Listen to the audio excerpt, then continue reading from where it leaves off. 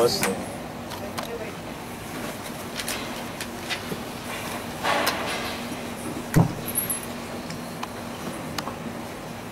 नमस्कार. याच आठवड्यात सोमवार मंगळवारी अध्यापकांचा काही गट CBSEचं प्रशिक्षण घ्यायला गेला होता आणि तिथे काही कृतीसत्र दिली होती शिक्षकांनी करण्यासाठी. आणि एका कृतीसत्रामध्ये चार्ट तयार करायला लावला होता एका संकल्पनेवर आणि त्याच्यासाठी अर्धा तास वेळ दिला होता. आमचा जो गट होता त्यांनी पोस्टरच्या आयडियाज, त्याचं क्रिएटिव्ह रिप्रेझेंटेशन्स आणि त्या पोस्टरवर लिहिण्यासाठी एक कविता सुद्धा ChatGPT कडून जनरेट करून घेतली होती आणि त्याचं प्रेझेंटेशन आम्ही त्या पोस्टरवर वेगवेगळ्या कल्पना एकत्र करून केलं. आणि त्यामुळे आमचा बराचसा वेळ हा त्यातला काम करण्यातला, अलाइनमेंट करण्यातला किंवा कविता तयार करतचा वाचला. कारण मुख्यतः तिथं त्या विषयातले शब्द सर्वांसमोर यावेत असं अपेक्षित होतं. मला आठवतं बरोबर साधारण 2-2.5 वर्षापूर्वी ज्यावेळी ChatGPT आलं त्यावेळी आपल्या सगळ्या अध्यापकांच्या एका बैठकीमध्ये आता अध्यापकांना काय बदल करायला लागतील किंवा ChatGPTमुळे काय होईल अशा स्वरूपाचं सत्र आकाश दादांनी घेतलं होतं. आणि हे काहीतरी नवीनच आलंय आणि आता कसं शिकवायचं, आता मुलांना सगळी उत्तरं तर ChatGPTला मिळतील असे प्रश्न आपल्याला पडलेले. पण शिक्षकही त्याच्या पुढे गेले आणि आपल्यातल्या अनेकांनी वर्षभरात प्रश्नपत्रिकेतले काही प्रश्न ChatGPT कडनं सेट करून घेणं, आपल्याला हवी तशी गोष्ट, हवे तसे प्रश्न, हवे तसे चित्र तयार करून घेणं, हवी तशी प्रेझेंटेशन्स तयार करून घेणं आणि यातला बराचसा वेळ वापरून सुद्धा शिक्षणातलं परिणामकारकता वाढवणं असं केलं असेल. आणि आजचा आपला याचा मुख्य विषय सुद्धा AI आणि शिक्षण असा आहे. त्यासाठी मार्गदर्शन करायला श्रीयुत विवेकराव सावंत आपल्यामध्ये उपस्थित आहे. त्यांचा थोडक्यात परिचय करून देतो. विवेकरावांचं लोकाभिमुख विज्ञान, तंत्रज्ञान, शिक्षण, संशोधन, नवनिर्मिती, सामाजिक उत्तरदायित्व, व्यवस्थापन आणि नेतृत्व अशा क्षेत्रात भरीव योगदान आहे. विवेकराव महाराष्ट्र ज्ञान मंडळ म्हणजेच MKCLचे प्रमुख मार्गदर्शक आहेत. 2001ला त्याची स्थापना झाली ते 2019 पर्यंत सर MKCLचे संचालक आणि मुख्य कार्यकारी अधिकारी म्हणून काम पाहत होते. या दरम्यान तब्बल 2 कोटी लोकांसाठी संगणक साक्षरता अभ्यासक्रम म्हणजेच MSCIT यशस्वीपणे राबवण्यात आला. MKCLच्या माध्यमातून 5,000 संगणक प्रशिक्षण केंद्र, 50,000हून अधिक संगणक आणि 25,000हून अधिक संगणक प्रशिक्षकांचा गट हा तयार केला गेला. लोकसहभाग, समाजकेंद्रीय आस्थापना आणि त्यातून लोकपरिवर्तन हे सरांच्या कार्याचं मुख्य तत्व राहिलं आहे. त्यापूर्वी विवेकराव 12 वर्ष CDAC मध्ये जे प्रगत संगणक क्षेत्रातील संशोधन आणि विकास कार्यातील संस्था आहे त्यात महत्वाची भूमिका बजावत होते आणि त्यात त्यांच्या कार्यकाळात ऍडव्हान्स कॉम्प्युटिंग ट्रेनिंग स्कूलची स्थापना CDAC मध्ये करण्यात आली. आपण सर्व जी गोष्ट आवडीने मुलांना सांगतो त्या स्वदेशी महासंगणक म्हणजे परम महासंगणकाची निर्मितीमध्ये सरांचं मोलाचं योगदान आहे. अनेक तज्ज्ञ समित्या, अभ्यास गट, शासकीय संस्था याचे ते अध्यक्ष मार्गदर्शक होते आहेत.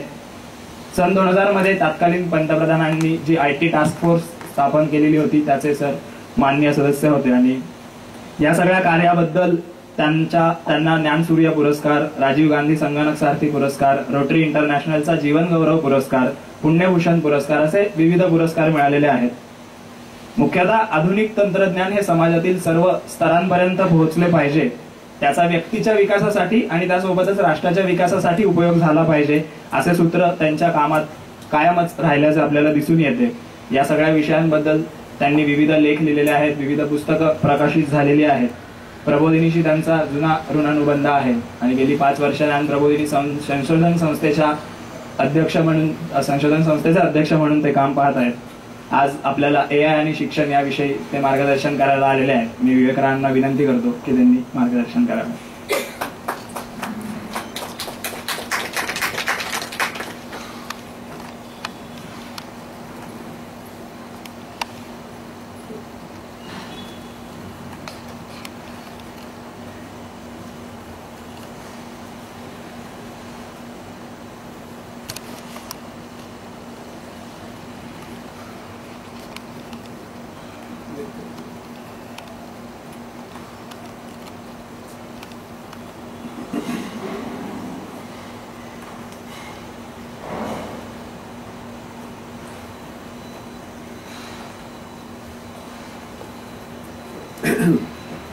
प्रथमतः मी ज्ञानप्रबोधिनीचे खूप मनापासून आभार मानतो, कृतज्ञता व्यक्त करतो की या विषयावर बोलण्यासाठी मला निमंत्रित केलं आणि तुमच्याशी मनोगत व्यक्त करण्याची संधी दिली. माझा आवाज शेवटपर्यंत येतोय ना व्यवस्थित? नाही येते?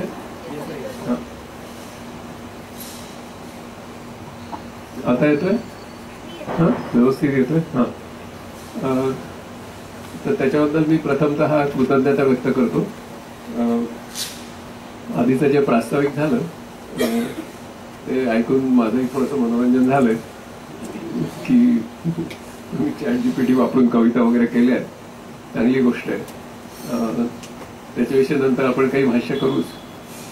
त्याचबरोबर माझा जो परिचय, विस्तृत परिचय करून दिला, तर त्याच्याबद्दल मी तुम्हाला एवढीच विनंती करीन की ते लवकरात लवकर विसरून जा. मी खरं म्हणजे शिक्षक आहे आणि फर्ग्युसन कॉलेजमध्ये मी 1979 ते 87 या काळामध्ये फिजिक्स, इलेक्ट्रॉनिक्स आणि कम्प्युटर सायन्स हे 3 विषय शिकवत होतो. आणि माझ्या संपूर्ण करिअरमधला तो सर्वात आनंददायक असा काळ होता असं मी मानतो. आणि दुसरी गोष्ट म्हणजे माझे आई, वडील, आजोबा सगळे शिक्षक होते, त्यामुळे मला शिक्षकांना आलं की जरा मनापासून बरं वाटतं. आणि हे मी शिक्षक नसलेल्या श्रोतृवृंदाला सुद्धा असंच सांगतो. तर आज मी 2 प्रेझेंटेशन्स करणार आहे. तर हे जे एक पहिलं प्रेझेंटेशन आहे याच्यामध्ये जवळजवळ असे 63 स्लाइड्स आहेत. हे मी तुम्हाला पटकन समोर तुमच्या क्लिक केलं आणि संपवून टाकणार आहे. आणि हे तुम्हाला देणार आहे की तुम्ही कुठली कुठली भन्नाट टूल्स वापरून काय काय शाळेत करू शकता. आणि तुमचे विविध रोल्स जे आहेत तुम्ही बघताय ना स्क्रीनकडे. आपलं प्रेझेंटेशन चालू आहे बरं का. तर खूप काही टूल्स आहेत आणि त्याचं मी काय केलंय की प्रत्येक टूलच्या बद्दल एक छोटी छोटी व्हिडिओ केली आहे, म्हणजे तुम्हाला ती कळावी, जास्त नीट तुम्हाला वापरता यावे याच्यासाठी तशी व्यवस्था केलेली आहे.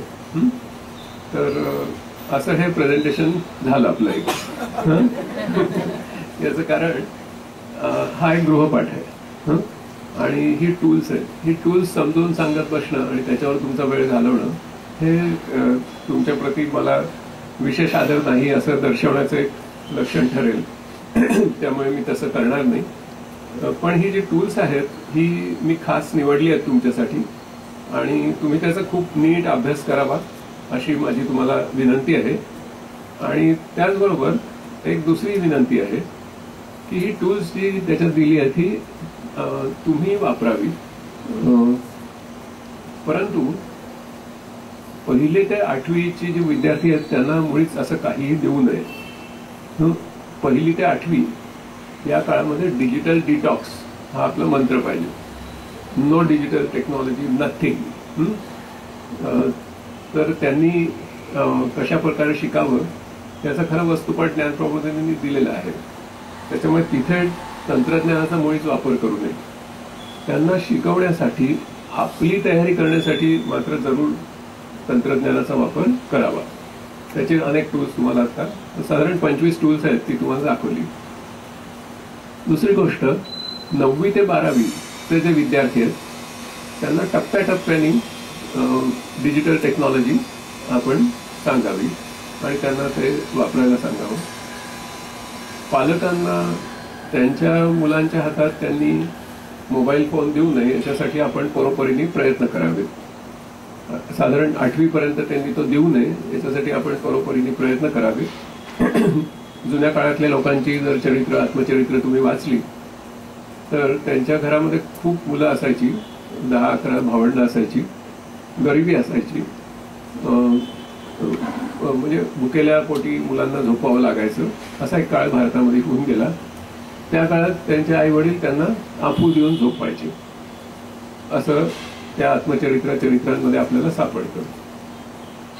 आता एकच मूल आहे, पालक बऱ्यापैकी सधन आहेत, भुकेचा प्रश्न मिटलेला आहे, पण पालक तरी सुद्धा स्मार्टफोन नावाचे एक आफू आपल्या मुलांना देत आहे. तर त्याच्यापासून आपण परावृत्त करणे शिक्षक म्हणून आपलं कर्तव्य. आपण प्रयत्न करणं, ते यश किती येईल अपयश किती येईल याचा शिक्षक विचार करत नाही. शिक्षक ध्येयवादी असतो, तो प्रयत्न करत राहतो. आता हे जे दुसरं प्रेझेंटेशन आहे त्याच्यामध्ये आपण आपली शिक्षक म्हणून एक भूमिका ठरवण्याच्या दृष्टीने आपण चिंतन करणार आहोत. त्याच्यामुळे टूल्स अँड मेथॉडॉलॉजीचा भाग संपला. आता थोडासा तात्विक भाग आपला जो आहे, या काळामध्ये शिक्षकाची भूमिका काय हे नीट समजून घेण्यासाठी जे आवश्यक आहे ते आता मी बोलणार आहे. त्याच्यामुळे मी आणि AI यांचा परस्पर संबंध नक्की काय आहे हे प्रत्येक शिक्षकांनी समजून घेतलं पाहिजे. आणि तो खूप रोमहर्षक आहे, हे तुम्हाला हळूहळू समजत जाईल. तर म्हणजे कृत्रिम बुद्धिमत्ता आणि आपण, आणि याच्यामध्ये एक सुरुवातीला सांगून ठेवतो की तुम्हाला माझं व्याख्यान फार बोर होऊ नये म्हणून याच्यामध्ये खूप सुंदर चित्र काढली. मी स्वतः काही चांगला फार विशेष चित्रकार नाही, पण प्रास्ताविकात जसं सांगितलं गेलं तसं AIचा खूप वापर करून सुंदर सुंदर चित्र काढली आहेत. माझं बोलणं ज्यावेळी तुम्हाला बोर होत असेल त्यावेळी समोरच्या चित्राचा आनंद तुम्ही घेऊ शकता. तर हे चित्र तसंच काढलेलं आहे. त्यासाठी माझ्या खूप सहकार्याने मला मदत केली आहे. तर आपल्या समोरचा प्रश्न आहे की तो आपल्याला विचारतोय की हम आपके है कोण, आपली रिलेशनशिप काय आहे त्याच्याकडून. ही नीट समजून घेतली की आपल्याला मग हा जो प्रचार चालू आहे त्याच्यापासून स्वतःला वाचवता येईल. AI विविध भूमिकांमध्ये आपल्याला मीडिया सांगतो आहे की तो रोजगार विनाशक आहे, तो कोणाचा ब्रेन हॅक करतो आहे, तो तुम्हाला म्हणजे शत्रूच आहे तुमचा जणू काही, विश्वसंहारक अशी त्याची शक्ती आहे. परवाच्या दिवशी जो ड्रोन हल्ला झाला यांनी केला आपल्या युक्रेननी, तर त्याच्यात खूपच AI वापरले वगैरे वगैरे.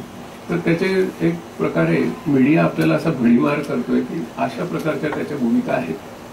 तो डीप फेकू आहे, तर अशा खूप निरनिराळ्या भूमिका तो वठवतोय असं आपल्याला सतत मीडिया सांगतोय. आपण याचं नीट चिकित्सा करणार आहोत. त्याचबरोबर तो फ्रॉड, स्कॅम्स, पासवर्ड हॅकिंग या सगळ्या गोष्टी करतो आहे. आणि इथे मी थोडासा वर्ड क्लाउडचा उपयोग करतोय म्हणजे एकाच वेळी तुम्हाला अनेक मुद्दे पटकन कळावे. आणि ती ॲप्स पण तुम्ही शिक्षक म्हणून वापरू शकता. ज्यावेळी एखादा विषय शिकवायचा असतो तो पटकन अनेक संकल्पना समोर मांडायच्या असतात, त्यावेळी वेळ वाचवण्यासाठी त्याचा उपयोग होतो. आता थोडासा इतिहास बघू आणि मग आपल्याला सध्याच्या याचं स्वरूप नीट कळेल. हर्बर्ट सायमन म्हणजे यांची पुस्तकं वाचून पुढे गेलो असे बरेच शास्त्रज्ञ आहेत.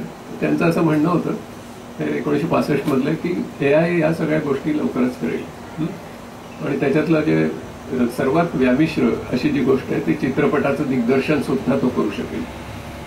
म्हणजे कृत्रिम बुद्धिमत्ता शास्त्रज्ञांमध्ये जी चर्चा वेळोवेळी झाली आहे त्याच्यामध्ये सर्वात व्यामिश्र गुंतागुंतीची अशी मानवी कृती कुठली, तर त्याचं एक उत्तर येतं की चित्रपटाचं दिग्दर्शन. तर ते सुद्धा तो करेल अशा प्रकारचं एक भूमिका त्यांची होती. आणि जी जी कामं माणसं करू शकतील ती संगणक करू शकेल अशा प्रकारचं एक होतं. मर्विन मिन्स्किनचं म्हणणं होतं एका पिढीच्या आतमध्ये आम्ही तुम्हाला हा प्रश्न सोडवलेला असेल. आणि ते पुढे असंही म्हटले होते. ओके. पुढे त्यांची मन ही जी गोष्ट आहे याविषयी ही भूमिका होती की जसं एखाद्या कारचे पार्ट्स मी इथे मांडून ठेवले तर त्या कुठल्याच पार्टमध्ये तुम्हाला कार दिसत नाही, पण ते एकत्र जर विशिष्ट पद्धतीने जोडले तर त्याची कार होती. त्यांची मनाविषयीची भूमिका ही अशी मेकॅनिकल होती. तर मनविरहित अशा सुट्ट्या भागांपासून आम्ही लवकरच मानवी मन तयार करू अशी पण त्यांची कल्पना होती. आणि याच्याने जगाला खूप गारुड पडलं होतं. याच्यावर हॉलिवूड मूव्ही झालेले आहेत, लोक घाबरले पण होते वगैरे वगैरे. तर त्याच्यामुळे ही त्यांची मनाविषयीची संकल्पना त्यावेळेला होती. आणि खरं म्हणजे मन हे काय आहे तर मेंदूचं ते कार्य आहे. मन या गोष्टीला कुठलंही स्ट्रक्चर नाही, ते एक फंक्शन आहे. आणि ते काही आपल्याला जठर किंवा आतड्यासारखं वेगळं काढून दाखवता येत नाही. पण त्या काळात त्या विचारांनी लोक पछाडले गेले होते. आणि मनाचं एक वैशिष्ट्य आहे जो सध्याच्या शास्त्रज्ञांमध्ये खूप गहन विषय सध्या या स्लाइडवर दाखवलेला. तो म्हणजे ज्या मनामध्ये तुमच्या भावना, विचार आणि त्याच्यानुसार वर्तन तयार होतं, त्याच मनाने तुम्ही त्याच विचारांकडे, भावनांकडे, वर्तनाकडे साक्षी भावाने तटस्थपणे बघू शकता. ही जी आणि त्याच्यावर योग्य काय, अयोग्य काय, त्याचा तुमच्या मूल्यांच्या आधारे तुम्ही निवाडा करू शकता. ही जी आपली शक्ती आहे, क्षमता आहे, तिला नाव जाणीव असं आहे, कॉन्शियसनेस. तर मग ह्या संगणकामध्ये कॉन्शियसनेस निर्माण होईल का, असा एक प्रश्न होता. आणि त्यांचं असं म्हणणं होतं की अनेक सुट्या भागांपासून मन तयार होणार आहे आणि त्याच्यामुळे मनामधून तयार होणाऱ्या ज्या ज्या फंक्शन्स आहेत त्या त्याच्यातून तयार होतील. त्याच्यामुळे जाणीव ही कम्प्युटेबल आहे का, असा एक प्रश्न त्या काळात चर्चेला गेला आणि त्याचं बऱ्याच अंशी ते होकारार्थी उत्तर त्या काळात देत असत. तर मानवी मन हे किंवा जाणीव ही कम्प्युटेबल आहे का, याचा अर्थ काय? तर मग रॉजर पेनरोजनी आपल्याला हे दाखवलं की मानवी मन हे कम्प्युटेबल नाही, मानवी जाणीव ही कम्प्युटेबल नाही. याचा अर्थ काय? तर मानवी मनाचा अभ्यास हा तुम्ही कुठल्याही म्हणजे उपकरणांच्या साह्याने करू शकणार नाही. तर मानवी मन जर जाणून घ्यायचं असेल तर दुसरं मानवी मनच तुम्हाला लागतं. या निष्कर्षाप्रत पेनरोज आले. पण त्याच्यावरही लोकांची चर्चा आजही चालू आहे. हे काही प्रश्न असे पूर्णविराम देऊन कधीतरी थांबणार नाहीये, हे चालू राहणारे प्रश्न आहेत. नंतर मग ॲलन ट्युरिंग यांनी एक टेस्ट दिली. ती मध्ये तुम्हाला एक भिंत दिसते आणि भिंतीच्या डावीकडे एक प्रश्न विचारणारा मनुष्य आहे, उजवीकडे एक संगणक आहे आणि एक माणूस आहे, तज्ञ आहे.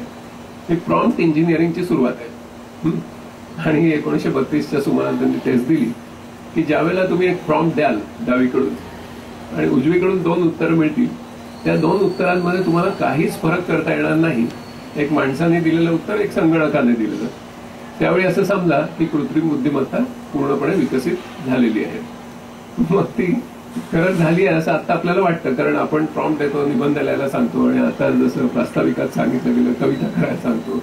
मग आपल्याला वाटतं की अरे हो, खरंच की ट्युरिंग टेस्ट सॅटिस्फाय होतीये. पण ती काही मर्यादित बाबतीत होते, सगळ्याच बाबतीत होत नाही, हे आपण लक्षात घेऊया. आता मग ती तशी करण्यामध्ये अपयश कशामुळे येत होतं? ती अशा प्रकारची मानवी क्षमतांची हुबेहूब नक्कल करणारी एक कृत्रिम बुद्धिमत्ता संगणकामध्ये का निर्माण होऊ शकत नव्हती?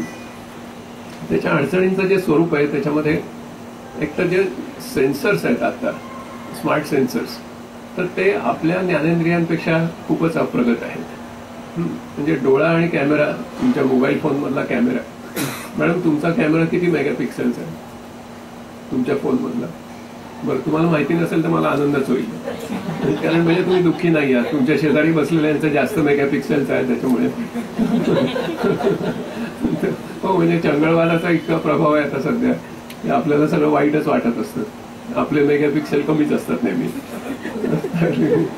तर एनिवे, तर तुम्ही ChatGPTच्या साह्याने या प्रश्नाचा अभ्यास आज संध्याकाळी जरूर करा की आपला डोळा हा आपल्या मोबाईल फोनच्या कॅमेऱ्यापेक्षा किती तो प्रगत आहे.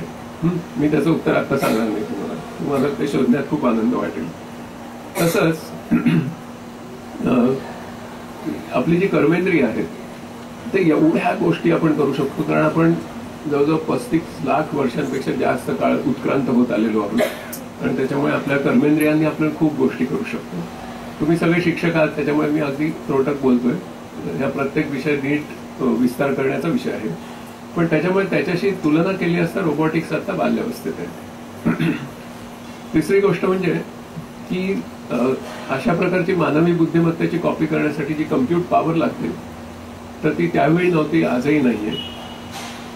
त्याचबरोबर याच्यासाठी ज्या प्रोग्रॅमिंग पॅराडाईम्स लागतात, म्हणजे ती व्यामिश्रता प्रत्यक्ष तशा पद्धतीने समस्या पूर्ती करण्यासाठी ज्या प्रकारची व्यामिश्रता लागते त्या प्रोग्रॅमिंग पॅराडाईममध्ये, जी आपल्या मेंदूतल्या न्यूरल नेट्समध्ये होते, तर ती अजून आपल्याला प्राप्त झालेली नाही. तेव्हाही नव्हती, या लोकांच्या काळात आजही नाहीये.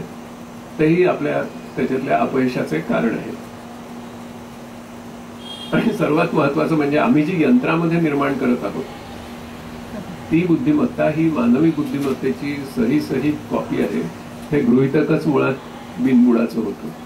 याचं कारण आता ज्ञानप्रबोधिनी सोडून द्या, पण दुसऱ्या ज्या निकृष्ट दर्जाच्या शाळेत त्याच्यातली मुलं कॉपी करतात परीक्षेत.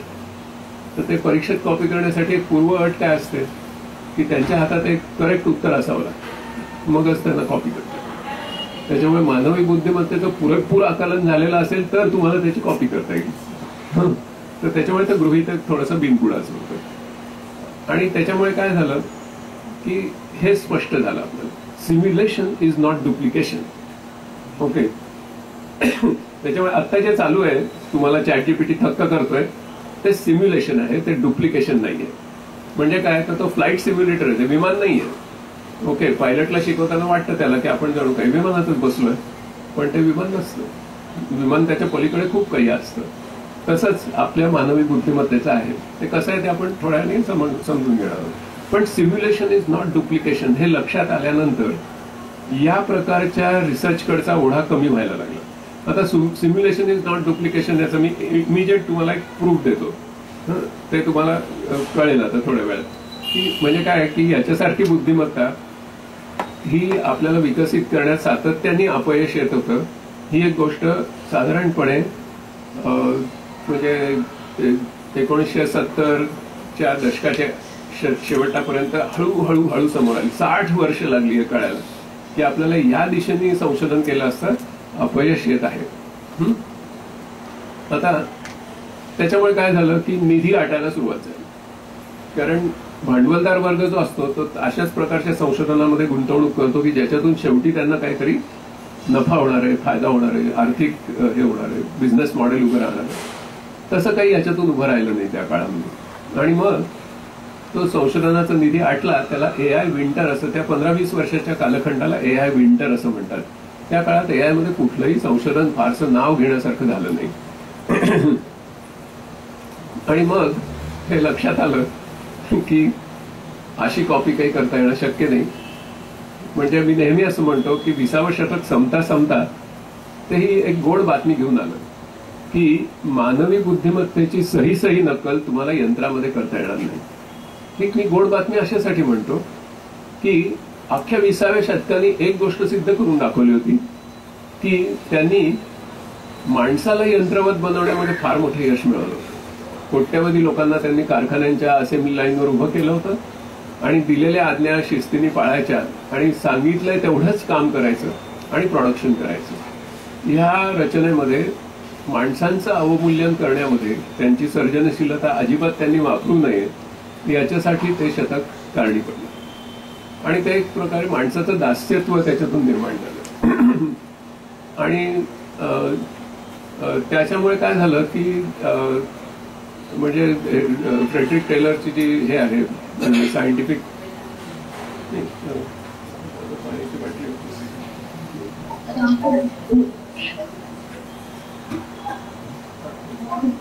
शोधत होतो.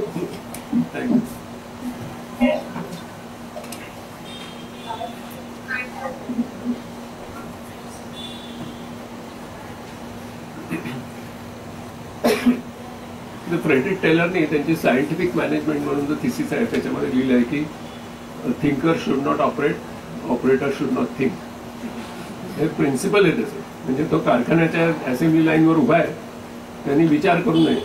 म्हणजे त्यांनी त्याची सर्जनशीलता वगैरे वापरू नये अशा प्रकारे. आता मग ही कालबाह्यच ठरली संकल्पना. त्याच्यामुळे एक प्रकारचं दास्यत्व माणसाला आलं होतं. परंतु यंत्रामधून माणूस निर्माण करणं शक्य झालं नाही. माणसाला यंत्र करणं शक्य झालं पण उलटं नाही शक्य झालं. ही फार चांगली गोष्ट झाली. त्याचं एक तुम्हाला छोटंसं प्रूफ देतो मी. हा अनुभव तुम्हाला सगळ्यांना आहे. याच्यापेक्षा अजून काही तुम्हाला प्रूफ हवंय? जर तुमची बुद्धिमत्ता तशीच्या तशी कॉपी करता आली असती तर बँकांना असं काही सांगता आलं नसतं तुम्हाला. So simulation is not duplication हे आपण नीट लक्षात ठेवू. शिक्षक म्हणून आपल्या समोर जे विद्यार्थी बसतात त्यांची जी बुद्धिमत्ता आहे त्याचं काही अंशतः सिम्युलेशन फक्त मशीनमध्ये शक्य आहे. त्यांची बुद्धिमत्ता त्याच्या खूप पलीकडची आहे. आणि बुद्धिमत्तेच्या पलीकडच्याही खूप मानवी क्षमता आहेत. त्याचा पण आपण थोडासा परामर्श आज घेणार. त्याच्यामुळे मग काय झालं, ही एक वेगळी रिसर्च डिरेक्शन तयार झाली. ही साधारण 1986च्या आसपास तयार झाली. ती अशी की मग मानवी बुद्धिमत्तेला जे जमत नाही ते तयार करणारी बुद्धिमत्ता निर्माण करा. रूढार्थाने त्याला आर्टिफिशियल इंटेलिजन्स असंच म्हटलं जातं, पण ते लोकप्रयुक्त शब्द असतात, ते सहसा बदलत नाही. परंतु त्याचा खरा अर्थ जो आहे तो न मानवी बुद्धिमत्ता असा आहे. ज्यावेळी तुम्ही एआय म्हणाल त्यावेळी खरं म्हणजे तुम्ही मनातल्या मनात सांगितलं पाहिजे की it is non HI, non human intelligence. Okay, ही त्याची स्पष्टता जोपर्यंत येत नाही तोपर्यंत आपण सगळ्या प्रकाराला घाबरत राहतो. पण रिसर्चमध्ये ही डिरेक्शन अगदी स्पष्ट झाली आणि त्याच्यामुळे एक वेगळा कालखंड सुरू झाला. त्या कालखंडाची सुरुवात 1986 साली जेफ्री हिंटन यांनी केली. आणि या सगळ्याच्या स्लाइड्स आहेत ना, हे आम्ही तुमच्याकडे सोडून जाणार आहे, कारण मला एका विशिष्ट वेगाने पुढे जावं लागणार आहे. तुम्ही या प्रत्येक स्लाइडचं खूप वाचन करू शकता, ChatGPTला या देऊ शकता, याच्या पुन्हा त्याच्याकडून अजून काही मिळवू शकता वगैरे वगैरे. आणि ह्या जेफ्री हिंटनना तुम्हाला माहिती आहे 2023चं नोबेल पारितोषिक मिळालं. आणि त्यांनी ही जी गोष्ट दाखवली की वेट्स ऍडजस्ट करून आपल्याला एका निष्कर्षाप्रत येता येतं, त्याचं एक छोटंसं डेमॉन्स्ट्रेशन तुम्ही आता याच्यावर बघताय.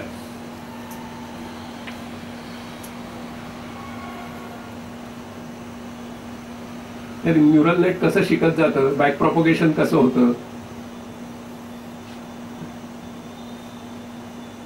चुका कशा करतोय, तो चुकत चुकत कसा शिकतोय.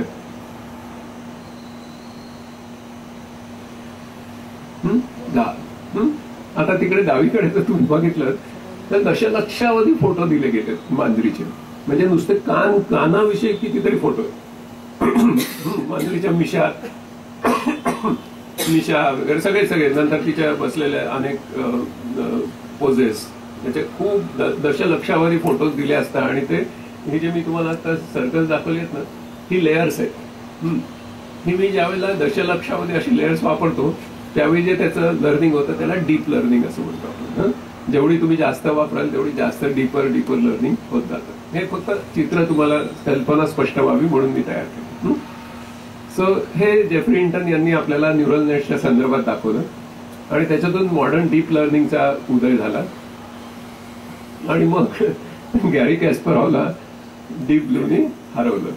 ओके, ही एक महत्वाची घटना झाली की तो चेस फार लवकर त्याच्यापेक्षा शिकू शकतो. त्याचं कारण त्यांनी अनेक मूव्स करून चुकांची दुरुस्ती करत, स्वयं सुधारणा करत, स्वयं दुरुस्ती करत त्यांनी एक असा अल्गोरिथम तयार केला की त्याला ज्या कोट्यावधी मूव्सचा डेटा फीड केला गेला होता आणि त्याच्यातून त्यांनी एक पॅटर्न काढला होता. त्याच्यामुळे गॅरी कॅस्परॉवला त्यांनी हरवलं. तर त्याच्यामुळे डीप ब्लूचा हा जो पराक्रम होता त्याच्यातून सगळे कॉम्प्लेक्स स्ट्रॅटेजिक गेम्स हे तो करू शकतो. आणि कम्प्युटेशनल इंटेलिजन्स नावाची एक गोष्ट तयार होते. ही जास्त अचूक संज्ञा आहे artificial intelligence. It's a computational intelligence, not human intelligence. Okay, आणि मग पुढचा पराक्रम झाला तर म्हणजे जिओपार्डी नावाचा जो गेम आहे तो IBM वॉटसन या मशीनने जिंकला. आता IBM वॉटसनचा असा क्लेम आहे की IBM Watson will be the future of justice. Okay, आत्ताच आम्ही कॉफी पिताना फ्युचरॉलॉजी बद्दल बोलत होतो. म्हणजे फ्युचर ऑफ जस्टिस याचा अर्थ असा आहे की तो फक्त वकिलांचीच कामं करणार नाहीये, तर न्यायाधीशांचं पण काम करणार. ओके, भारताच्या अनेक कोर्टांमध्ये कोट्यावधी खटले पडून आहेत. हे जर आपल्या विद्यार्थ्यांनी ज्ञान प्रबोधिनीच्या पुढे जाऊन केलं तर सगळे खटले कदाचित एकाच दिवसात संपुष्टात येतील. आणि सांगता येत नाही कधी. आपल्याला असं कधीच वाटलं नव्हतं की आपण चालता फिरताना असं बोलत हसत वगैरे रस्त्याने फिरू तरी लोक आपल्याला वेडं म्हणणार नाही. कानाला आपण हे लावून असं करत वगैरे. आणि 10 वर्षात घडलेली गोष्ट आहे. 10 वर्षापूर्वी सांगितलं असतं तर तुम्ही त्या माणसाला वेडा म्हटलं असतं. तर अशा गोष्टी आता घडतायत. आणि मग त्याच्यातून पहिल्यांदा नॅचरल लँग्वेज प्रोसेसिंग म्हणजे आणि अंडरस्टँडिंग याच्याकडे आपला हे झाला. आणि जवळजवळ ह्युमन एक्सपर्ट्सना आउट परफॉर्म करणं हा जो जिओपार्डी गेम होता, त्या जिओपार्डी विषयी थोडक्यात मी सांगतो तुम्हाला की हा अल्फागो म्हणून जो अल्गोरिथम होता त्याच्यानी जिओपार्डीमध्ये या लीला हरवलं गेलं. आणि हा ली किती मूव्समध्ये दादा होता हे तुम्ही या स्लाइडमध्ये बघू शकता की अख्ख्या विश्वामध्ये जेवढे अणू आहेत त्यापेक्षा जास्त मूव्स ह्या गेममध्ये होता, हा चेस तर कुछ नाही इसके सामने, आणि त्याच्यातही जिओपार्डीमध्ये त्यांनी त्याला हरवलं. हे मैलाचे दगड आहेत या रिसर्चमधले. आणि म्हणून मग रिइन्फोर्समेंट लर्निंग ज्याला आपण म्हणतो त्याचं मी दाखवतो तुम्हाला पुढे रिइन्फोर्समेंट लर्निंग कसं होतं. आणि मग GPT-3 आला. GPT-3नी प्रथम या 6 लेयर्समधलं लार्ज लँग्वेज मॉडेल आपल्याला दिलं. यातला प्रत्येक शब्द महत्वाचा आहे, पण तो तुम्ही नंतर अभ्यास करा. आणि या 6 झोन्समधून गेला असता मग लार्ज लँग्वेज मॉडेल जे आज ChatGPTमध्ये तुम्ही वापरता ते कसं आकाराला आलं. तर हा एक मोठा कालखंड रिसर्चमधला झाला आणि ही केपेबिलिटी आपल्याला मिळाली. ज्याच्यानी खूप थक्क करून टाकणाऱ्या गोष्टी आज तुम्ही करता ते निर्माण झालं. साधारण त्यावेळेला GPT-3मध्ये 175 बिलियन पॅरामीटर्स वापरले गेले. आता त्यांची संख्या त्याच्या कित्येक पटीने जास्त आहे. आणि मग आपल्याला त्याच्यामुळे जे प्रास्ताविकात उल्लेख झाला तसे निबंध, कविता आणि इतकंच नव्हे तर पायथॉन कोड्स, अख्खेचं अख्खं सॉफ्टवेअर लिहून मिळतं, त्याचं पॅकेज करून देतो, त्याचं UI म्हणजे युजर इंटरफेस आणि युजर एक्सपिरियन्स डिझाईन करून देतो तो तुम्हाला. अशा सगळ्या गोष्टी घडायला लागल्या. आणि म्हणजे नॅचरल लँग्वेज जनरेशन, हे जनरेटिव्हिटी ही गोष्ट काय आहे आणि आपल्या बुद्धिमत्तेपेक्षा ती कशी भिन्न आहे याची आपण थोड्या वेळाने चर्चा करणार आहोत. त्याचप्रमाणे प्रोटीन फोल्डिंग मधला माझे मिसेस याच्यातच काम करतात. 50 वर्ष न सुटलेला प्रश्न याच्यातून सुटला आणि प्रोटीन स्ट्रक्चर प्रेडिक्शन. आणि याचा उपयोग हा तुमच्या माझ्या जीवनात जो झाला तो मुख्यत्वे कोरोनाचं व्हॅक्सिन तयार करताना झाला. आतापर्यंत जी व्हॅक्सिन तयार झाली मानवी इतिहासात त्याला 8 वर्ष लागलेली, पण हे 8 महिन्यात झालं. म्हणजे कोरोनाचा विषाणू हा डिटेक्ट झाला चायनामध्ये, त्याच्यानंतर 10 जानेवारीच्या सुमाराला पूर्ण जिनोम मॅप झालेला होता. हे तर एक आश्चर्यच होतं. आणि त्याच्यानंतर सगळ्या जगातले शास्त्रज्ञ त्याच्यावर एक सहकार्य करत होते. पण सगळेजण निर्णय कंपन्या कॉम्पिट करत होत्या, पण सगळेजण IBMचा हायब्रिड क्लाउडच वापरत होते. तोच AI सगळेजण वापरत होते, हे लक्षात घ्या तुम्ही. आणि त्याच्यावर सगळेजण कोलॅबरेट करत होते. कंपन्या कॉम्पिट करत होत्या, राजकीय नेते कॉम्पिट करत होते, परंतु शास्त्रज्ञ मात्र 1 विजन 1 मिशन 1 टीम असं काम करत होते. आणि त्याच्याने हे प्रॉब्लेम्स आपल्या समोर सुटायला सुरुवात झाली. आणि मग याच्यामध्ये गॅन नावाची एक गोष्ट असते, खूप मजेशीर असते. आपण जे डिबेट्स म्हणतो आणि द्वंद्वात्मक विचार करतो तर त्याची सुरुवात ही याच्यामध्ये झाली आणि गुडफेलोनी ती केली. आणि त्याच्यामुळे एक जो थॉट आहे तो जनरेट करत जातो आणि दुसरा थॉट त्याला इव्हॅल्युएट करत जातो. या दोन मधला जो द्वंद्वात्मक संबंध निर्माण होतो त्याच्यातून तुम्ही अचूक अशा निष्कर्षापर्यंत पोहोचता. हे तुम्हाला या चित्रामध्ये दिसेल की कुत्र्यांची चित्र आहेत आणि मग तो कसे निष्कर्ष काढतो. तर हे सोपी उदाहरण म्हणजे काय म्हणतात, बाळगोल उदाहरण दिलेत. खरं अत्यंत व्यामिश्र अशा संकल्पनांमध्ये सुद्धा हेच केलं जातं. पण एक अल्गोरिथम तुम्हाला कळावा आणि विचार पद्धती आपली जी आहे तिचा कसा उपयोग हा संगणकीय शास्त्रज्ञ करून घेतात. ही सॉक्रेटिस पासून आलेल्या गोष्टी आहेत. आणि मग त्याच्यामधून गुडफेलोना याच्यामध्ये यश आलं, ज्याला आपण आता डीप फेक असं म्हणतो. डीप फेक म्हणजे काय, तर आपल्याकडे शंकराचार्यांनी एक संकल्पना दिली की ब्रह्म आणि माया. तर ब्रह्म आणि माया, तर मायेची व्याख्या शंकराचार्यांनी खूप सुंदर केली आहे. या मा सा नाही का, जी नाही ती, असं त्याचं व्युत्पत्ती आहे. तर शंकराचार्यांनी काय सांगितलंय की माया म्हणजे काय, की जी तुम्हाला ब्रह्म म्हणजे माया आहे आणि माया म्हणजेच खरं ब्रह्म आहे हे पटवून देते, ती म्हणजे माया. डीप फेक मध्ये एक्झॅक्टली ते होत. ओके, सरांना त्यांच्या मिसेसचा फोन येणार आणि त्या म्हणणार की ताबडतोब तुम्हाला आता मी एक जो मेसेज पाठवलाय त्यातली लिंक क्लिक करा आणि 1 लाख रुपये ट्रान्सफर करा. आणि सर करणार. व्हॉइस क्लोनिंग असं त्या टेक्नॉलॉजीला म्हणतात. हुबेहूब फेक म्हणजे इतकं फेक की ब्रह्म हेच माया आहे याच्यावर तुमची गॅरंटी म्हणजे विश्वासच बसणार. आणि माया हेच ब्रह्म आहे. ही माझीच पत्नी बोलते, दुसरं कोणीच नाही, आणि त्याच्यामुळे मी तिला मदत केलीच पाहिजे. एकंदर जगामध्ये 2023-24चा डेटा नाही माझ्याकडे, पण तो 23 साली केवळ व्हॉइस क्लोनिंगनी फसवणूक झालेल्याची रक्कम $7.8 बिलियन. ओके. त्याच्यामुळे काळजी घ्या तुम्ही प्रत्येकाने. डीप फेक ही तंत्रज्ञानातली खूप मोठी पायरी आहे म्हणून मी तुम्हाला इथे दाखवली. आणि मग GPT-4 जो आता तुम्ही वापरतो, 4 डीपसीक वगैरे. डीपसीकचं एक वैशिष्ट्य आहे की डीपसीकला तुम्ही कोणी डीपसीक वापरलंय का तुमच्यापैकी? ओके.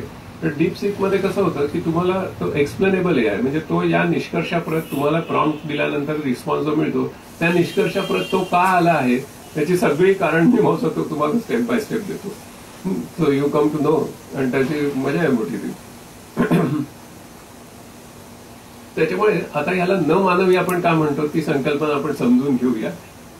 एक बीज आज्ञावली आपण देतो, ती माणूस देतो. Okay.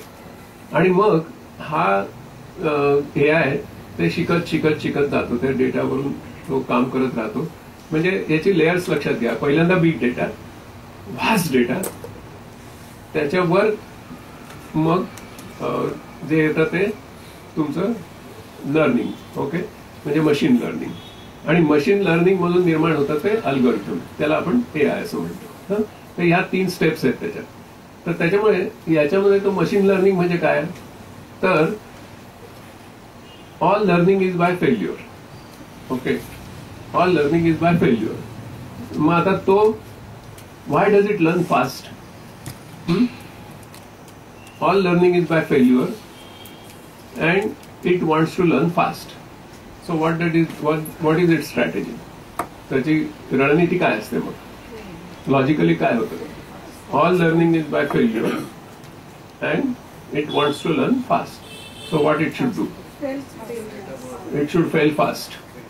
Okay. It should fail fast. आणि ते सगळे प्रयोग तो करतो. चेस शिकताना तेच करतो, जिओपार्डी शिकताना तेच करतो, गो शिकताना तेच करतो, सगळीकडे तेच करतो. सारखा फेल होतो आणि मग आपल्या चुकातून तो शिकत शिकत जातो. आता हे थोडंसं मी ऍबस्ट्रॅक्ट बोलतोय, प्रत्यक्ष तुम्ही ज्यावेळी हे प्रोग्रामिंग शिकाल त्यावेळी तुम्हाला ते डोळ्यांनी दिसेल. तर त्याच्यामुळे स्वसुधारणा करत जाणं हीच कॅपॅसिटी मानव त्या मशीनला देतो. मग software writes better software, that writes better software, that writes better software, असं होत होत होत सॉफ्टवेअरचे म्युटंट्स तयार होतात. म्हणजे आता तुम्ही जो ChatGPT-4 वापरता तो त्याचा प्रचंड नंतरचं पिढी आहे. म्हणजे आता आपण जर साधा विचार असा केला की ChatGPTचा कोड उघडला तर त्याच्यामध्ये जो म्हणजे जेफ्री इंटननी जो कोड पहिल्यांदा लिहिला होता त्याच्यात कुठलंही ओरिजिन सापडत नाही, म्हणून त्याला नॉन ह्युमन म्हणतात. त्याचे ह्युमन ओरिजिन सापडत नाही.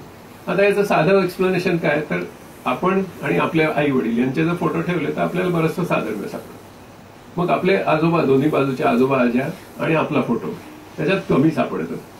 मग पणजोबा, मग खापर पणजोबा याच्यात कमी कमी कमी सापडत जातं. कारण तसं ते आहे की त्या पहिल्या पिढीचा खूपच वेगळा हे म्युटेशन होत गेल्यामुळे सापडत नाही, म्हणून त्याला आपण नॉन ह्युमन लाईक असं म्हणतो. जो आता AI सगळ्या जगामध्ये आहे ना, तो आपल्या सगळ्या पृथ्वी तलावर जे काही माहिती निर्माण झाली त्याच्यातूनच शिकलेला आहे. म्हणजे तो आपणच आहोत, पण तो आपला एक ग्लोबल आणि कलेक्टिव्ह असा वारसा आहे.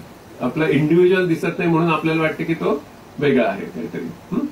ही आपली सगळी कृती आहे, तो काही आकाशातून पडलेला नाही.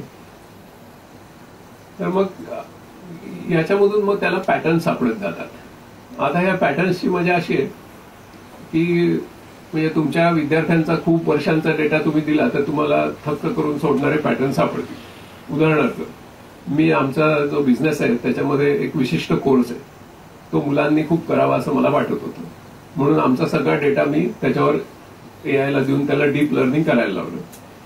आणि मी प्रश्न असा विचारला की या कोर्सला सर्वात जास्त ऍडमिशन्स करण्यासाठी मी काय करू. त्याने काय उत्तर दिलं असेल, म्हणजे माझ्या डोक्यात कधीही आलं नव्हतं. त्यांनी असं सांगितलं की ज्या विद्यार्थ्यांच्या पत्त्यामध्ये चाळ किंवा वाडा असे शब्द असतील ते हा कोर्स करण्याची शक्यता सर्वाधिक आहे. मी नेहमी विचार करायचो कोणीतरी कॉमर्स शिकला असेल, कोणीतरी काही असेल, त्याची गणिती बुद्धिमत्ता आपण टेस्ट करू वगैरे असे काहीतरी वेगळेच विचार चालायचे. त्यांनी वेगळाच पॅटर्न समोर. आता लक्षावधी पेशंटचा डेटा दिला गेला, त्यांचा सगळा हेल्थ डेटा आणि त्यांच्या दृष्टीपटलाच्या प्रतिमा दिल्या गेल्या लक्षावधी, आणि त्याला शिकायला लावलं गेलं. काय निष्पन्न झालं, काय पॅटर्न झाला? आता तुम्ही फक्त तुमच्या दृष्टीपटलाची प्रतिमा द्यायची असते, त्याच्यावरून त्या व्यक्तीला हृदयविकाराचा त्रास कितपत होऊ शकेल, त्याला मधुमेह कितपत होऊ शकेल, रक्तदाब कितपत, याच्या सगळ्या संभाव्यता आता डायरेक्ट मिळतात.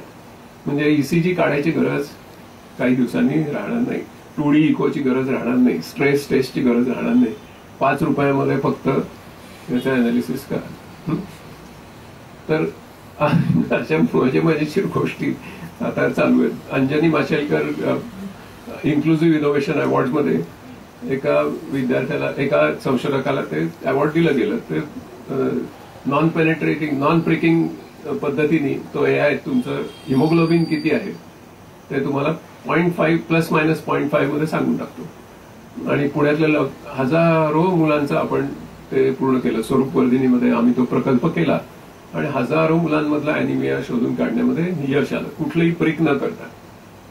सो असे मजेशीर पॅटर्न्स त्याच्यामध्ये आहेत. किंवा तुमचं ज्यांना फुफ्फुसाचा कॅन्सर होतो आणि त्यांनी कधीच सिगरेट सुद्धा प्यायलेलं नाही, मग कसं काय होतं?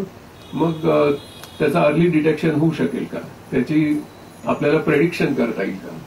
तर मग त्याचे चेस्ट एक्सरेचा लक्षावधीचा डेटा दिला गेला, मशीन लर्निंग झालं आणि आता काही नाही. आता तुम्ही फक्त चेस्ट एक्सरे द्या की तो त्याची म्हणजे फुफ्फुसांचा कर्करोग किती होऊ शकतो याची संभाव्यता तुम्हाला देतो. आता याचा एक अर्थ असा आहे की आपल्या चेस्ट एक्सरेमध्ये आपला जेनेटिक डेटा दडलेला होता हे आपल्याला माहित नव्हतं. चेस्ट एक्सरेकडे आपण फक्त एक फिजिकल अशी गोष्ट म्हणून बघत होतो. तर असे कितीतरी अंतस्थ अशा संरचना ज्या आहेत, ज्या डोळ्यांनी दिसत नाही, आपल्याला विचारांनी सापडत नाही, ही ती न मानवी बुद्धिमत्ता आहे. मानवी बुद्धिमत्ता ही कार्यकारण संबंध शोधते, ही बुद्धिमत्ता ही सहसंबंध शोधते. कॉझल रिलेशन वर्सेस को रिलेशन्स. ओके, त्याला माहिती नाहीये त्याचं कार्यकारण संबंध काय, तर तुम्ही शोधून काढायचं गृहपाठ तुम्हाला देऊन टाकतो. पण सहसंबंध मात्र जे आपल्या डोक्यातही येणार नाहीत असे तो दाखवतो. म्हणजे वाडा आणि चाळे असलेली मुलं का बरं त्या कोर्सला ऍडमिशन घेतील हे आता माझ्या डोक्याला खुराकून बसला. पण ते घेतील ही गोष्ट मला माहिती नव्हती, ती त्यांनी मला सांगितली. आता आपल्या मुलांचे रोजगार जे असंगत होतील त्या दिशेने आपण आता शिक्षणाची दिशा काय ठेवली पाहिजे याचा विचार थोडासा आपण करूया.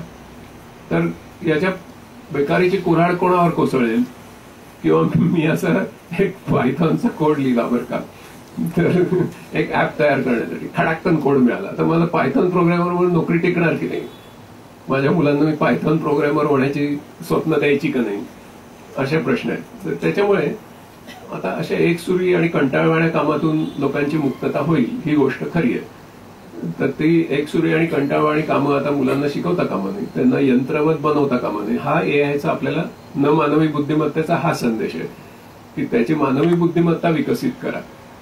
त्याच्यामुळे आज्ञापालन, शिस्त, नियमबद्ध वर्तन या सगळ्या गोष्टी कालबाह्य होणार. हा जो डावीकडे फोटो दाखवलाय तो तुम्ही ओळखला असेल, मॉडर्न टाइम्स हा जो अफलातून सिनेमा होता, म्हणजे written, directed, music compose, choreograph, acted, everything by Charlie. तर त्या सिनेमाने धक्कादायक अशी वस्तुस्थिती आपल्या समोर आणली आणि तसंच आपलं शिक्षण तशाच पद्धतीने चालू आहे. ती एक प्रकारे आपल्या शिक्षण पद्धतीवरची खूप महत्वाची टीका आहे. त्याच्यामुळे प्रत्येक शिक्षकांनी तो सिनेमा एका वेगळा चष्मा लावून बघितला पाहिजे, म्हणजे खूप संदेश आपल्याला मिळेल. किंवा त्या काळामध्ये जॉर्ज बर्नार्ड शॉ यांचा एक निबंध आहे, how wealth accumulates and men decay. म्हणजे संपत्ती गोळा होत जाते पण माणसांचं मात्र क्षुल्लकीकरण कसं होत जातं. त्याच्यामुळे आता आपल्याला या 3 गोष्टी सोडाव्या लागतील शाळेत. आता ज्ञान प्रबोधिनीमध्ये हे सांगण्याची गरज नाही, पण एकंदर शिक्षण व्यवस्थेमध्ये हे सांगण्याची गरज आहे की पोपटपंची, घोकमपट्टी. आता नॅशनल एज्युकेशन पॉलिसीचा आर्टिकल 12.2 जर तुम्ही बघितलं तर ते बरोबर याच्याशी सुसंगत आहे. ते सांगतं तुम्हाला की एंड ऑफ फायनल हायस्टेक एक्झामिनेशन्स असं त्याच्यामध्ये रिकमेंडेशन आहे, शिफारस आहे. तर ज्याचा अचूक अंदाज वर्तवता येतो अशा परीक्षा बंद करा, असं त्यांनी म्हटलंय. कारण आपल्याकडे रूढ अशी एक पद्धत झाली आहे की अपेक्षित प्रश्नांना अपेक्षित वेळामध्ये अपेक्षित उत्तरं दिली असता अनपेक्षितरित्या जास्त मार्क मिळतात. आणि खरं आहे ते, म्हणजे ही वस्तुस्थिती आहे. त्याच्यामुळे आता जी गरज आहे ती अनपेक्षित प्रश्नांना अनपेक्षितरित्या कमी वेळात अनपेक्षितरित्या कल्पक उत्तरं, व्यक्तिनिष्ठ अशी कल्पक उत्तरं मुलं कशी देतील ह्याच्याकडे आता लक्ष दिलं पाहिजे. आणि दुसरी गोष्ट महत्वाची, आता आपण त्यांच्याकडे माणूस म्हणून बघायचंय, कारण त्यांना माणूस म्हणूनच विकसित करावं लागेल. 20व्या शतकाने त्यांना यंत्र म्हणून विकसित केलं, त्यावेळच्या अर्थशास्त्रामध्ये त्याला स्थान होतं, तेच अपेक्षित होतं, छान झालं. त्यांना आज्ञापालन करणारा सैनिक बनवायचं होतं, ठीक आहे. पण आता म्हणजे कॉम्बॅट रोबोट्स हे इतक्या मोठ्या प्रमाणात विकसित होत आहेत की माणसांना प्रत्यक्ष असं सरहद्दीवर जाऊन लढायची गरजच पडणार नाही. त्यांना सर्जनशीलच व्हावं लागणार.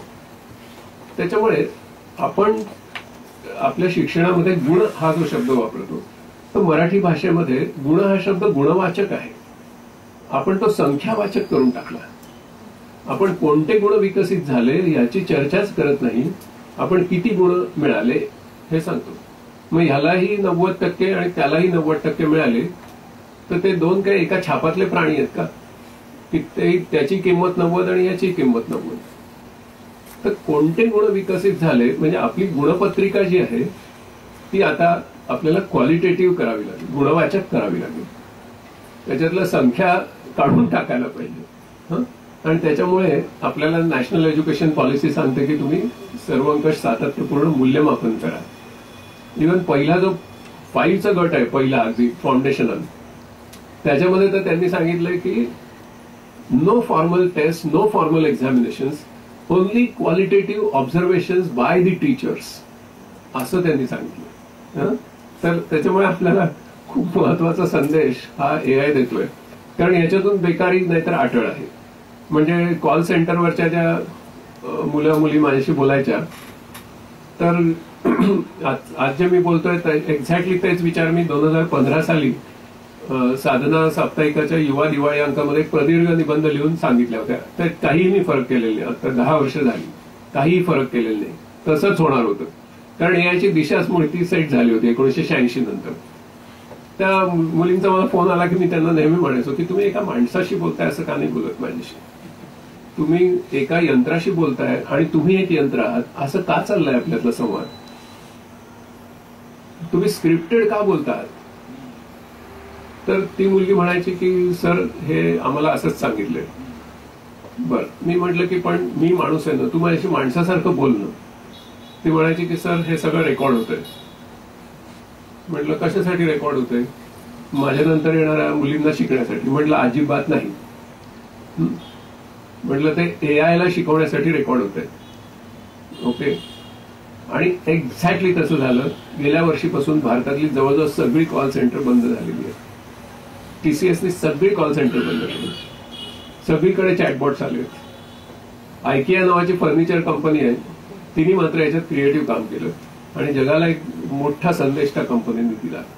त्यांनी ज्यावेळी चॅटबॉट डिझाईन केला आयकिया फर्निचरच्या कस्टमर सपोर्टचा, त्यावेळी त्यांच्या लक्षात आलं की आपले 8,500 एम्प्लॉई उद्यापासून घरी जातील.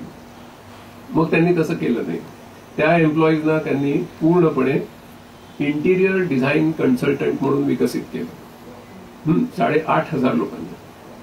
आणि तो जो ह्युमन टच द्यायला लागले त्यांच्या कस्टमर्सना, त्याच्यातून you will be surprise to know 2022 साली या कंपनीचा टर्नओव्हर $2.2 बिलियन वाढला. ओके. म्हणजे एआय बरोबर तुम्ही जर राहिलात तर नोकऱ्याही जात नाही आणि कंपनीचा टर्नओव्हर आणि प्रॉफिट सुद्धा वाढू शकतो. हा एक मोठा केस स्टडी जगापुढे त्यांनी आणला. त्याच्यामुळे बेकारीच्या प्रश्नावर चर्चा करताना आपण हे विचारात घेऊ.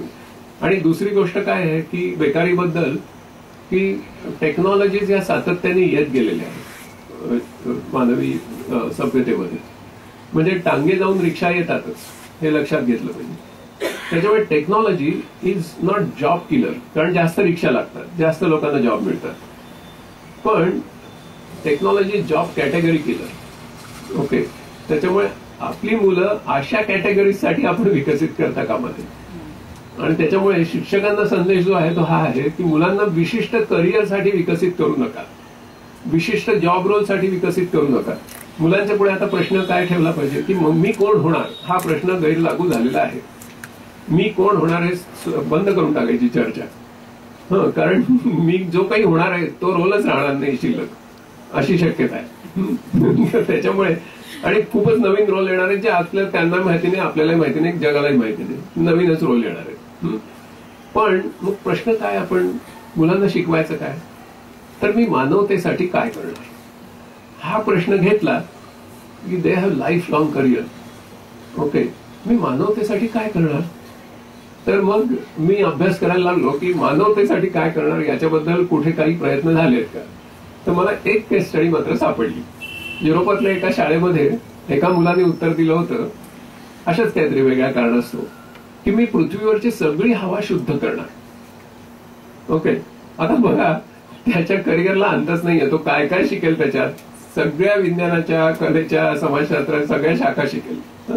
So that is the direction. Okay, तर त्याच्या दृष्टीने मी वेळेची बचत करण्यासाठी स्लाइड्स आणि वेगळं असं तुम्ही सायमल्टेनियसली वाचू शकता. मानवी बुद्धिमत्ता फारच प्रगल्भ असते म्हणून मी त्याचा प्रयोग करतो ना तुमच्यावर.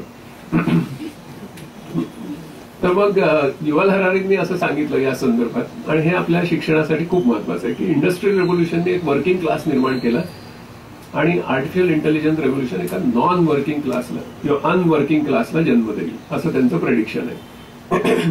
मग असं का होईल, नक्की कारण काय, तर ती ही कारण आहेत. ही आपण नीट शिक्षणामध्ये जाणून घेऊया. म्हणून मी म्हटलं की एआयची टूल्स काय वापरायची ते प्रेझेंटेशन मी तुम्हाला पहिल्या 1 मिनिटात संपवलं. आपल्या मुलांचं काय करायचं, तर 90% माणसं 90% आधुनिक कामं करताना 90% तद्दन अशा ज्या मानवी क्षमता निखळ अंगभूत त्या वापरतच नाहीत जगात. म्हणजे आपण यंत्र झालो आहोत. आपली शिक्षण व्यवस्था म्हणजे मेकॉलेने जी आपल्याला शिक्षण व्यवस्था दिली ना, त्याचं 2035 साली 200 वर्ष पूर्ण होणार आहे बरं का. 1835 ते 200 तर 2035.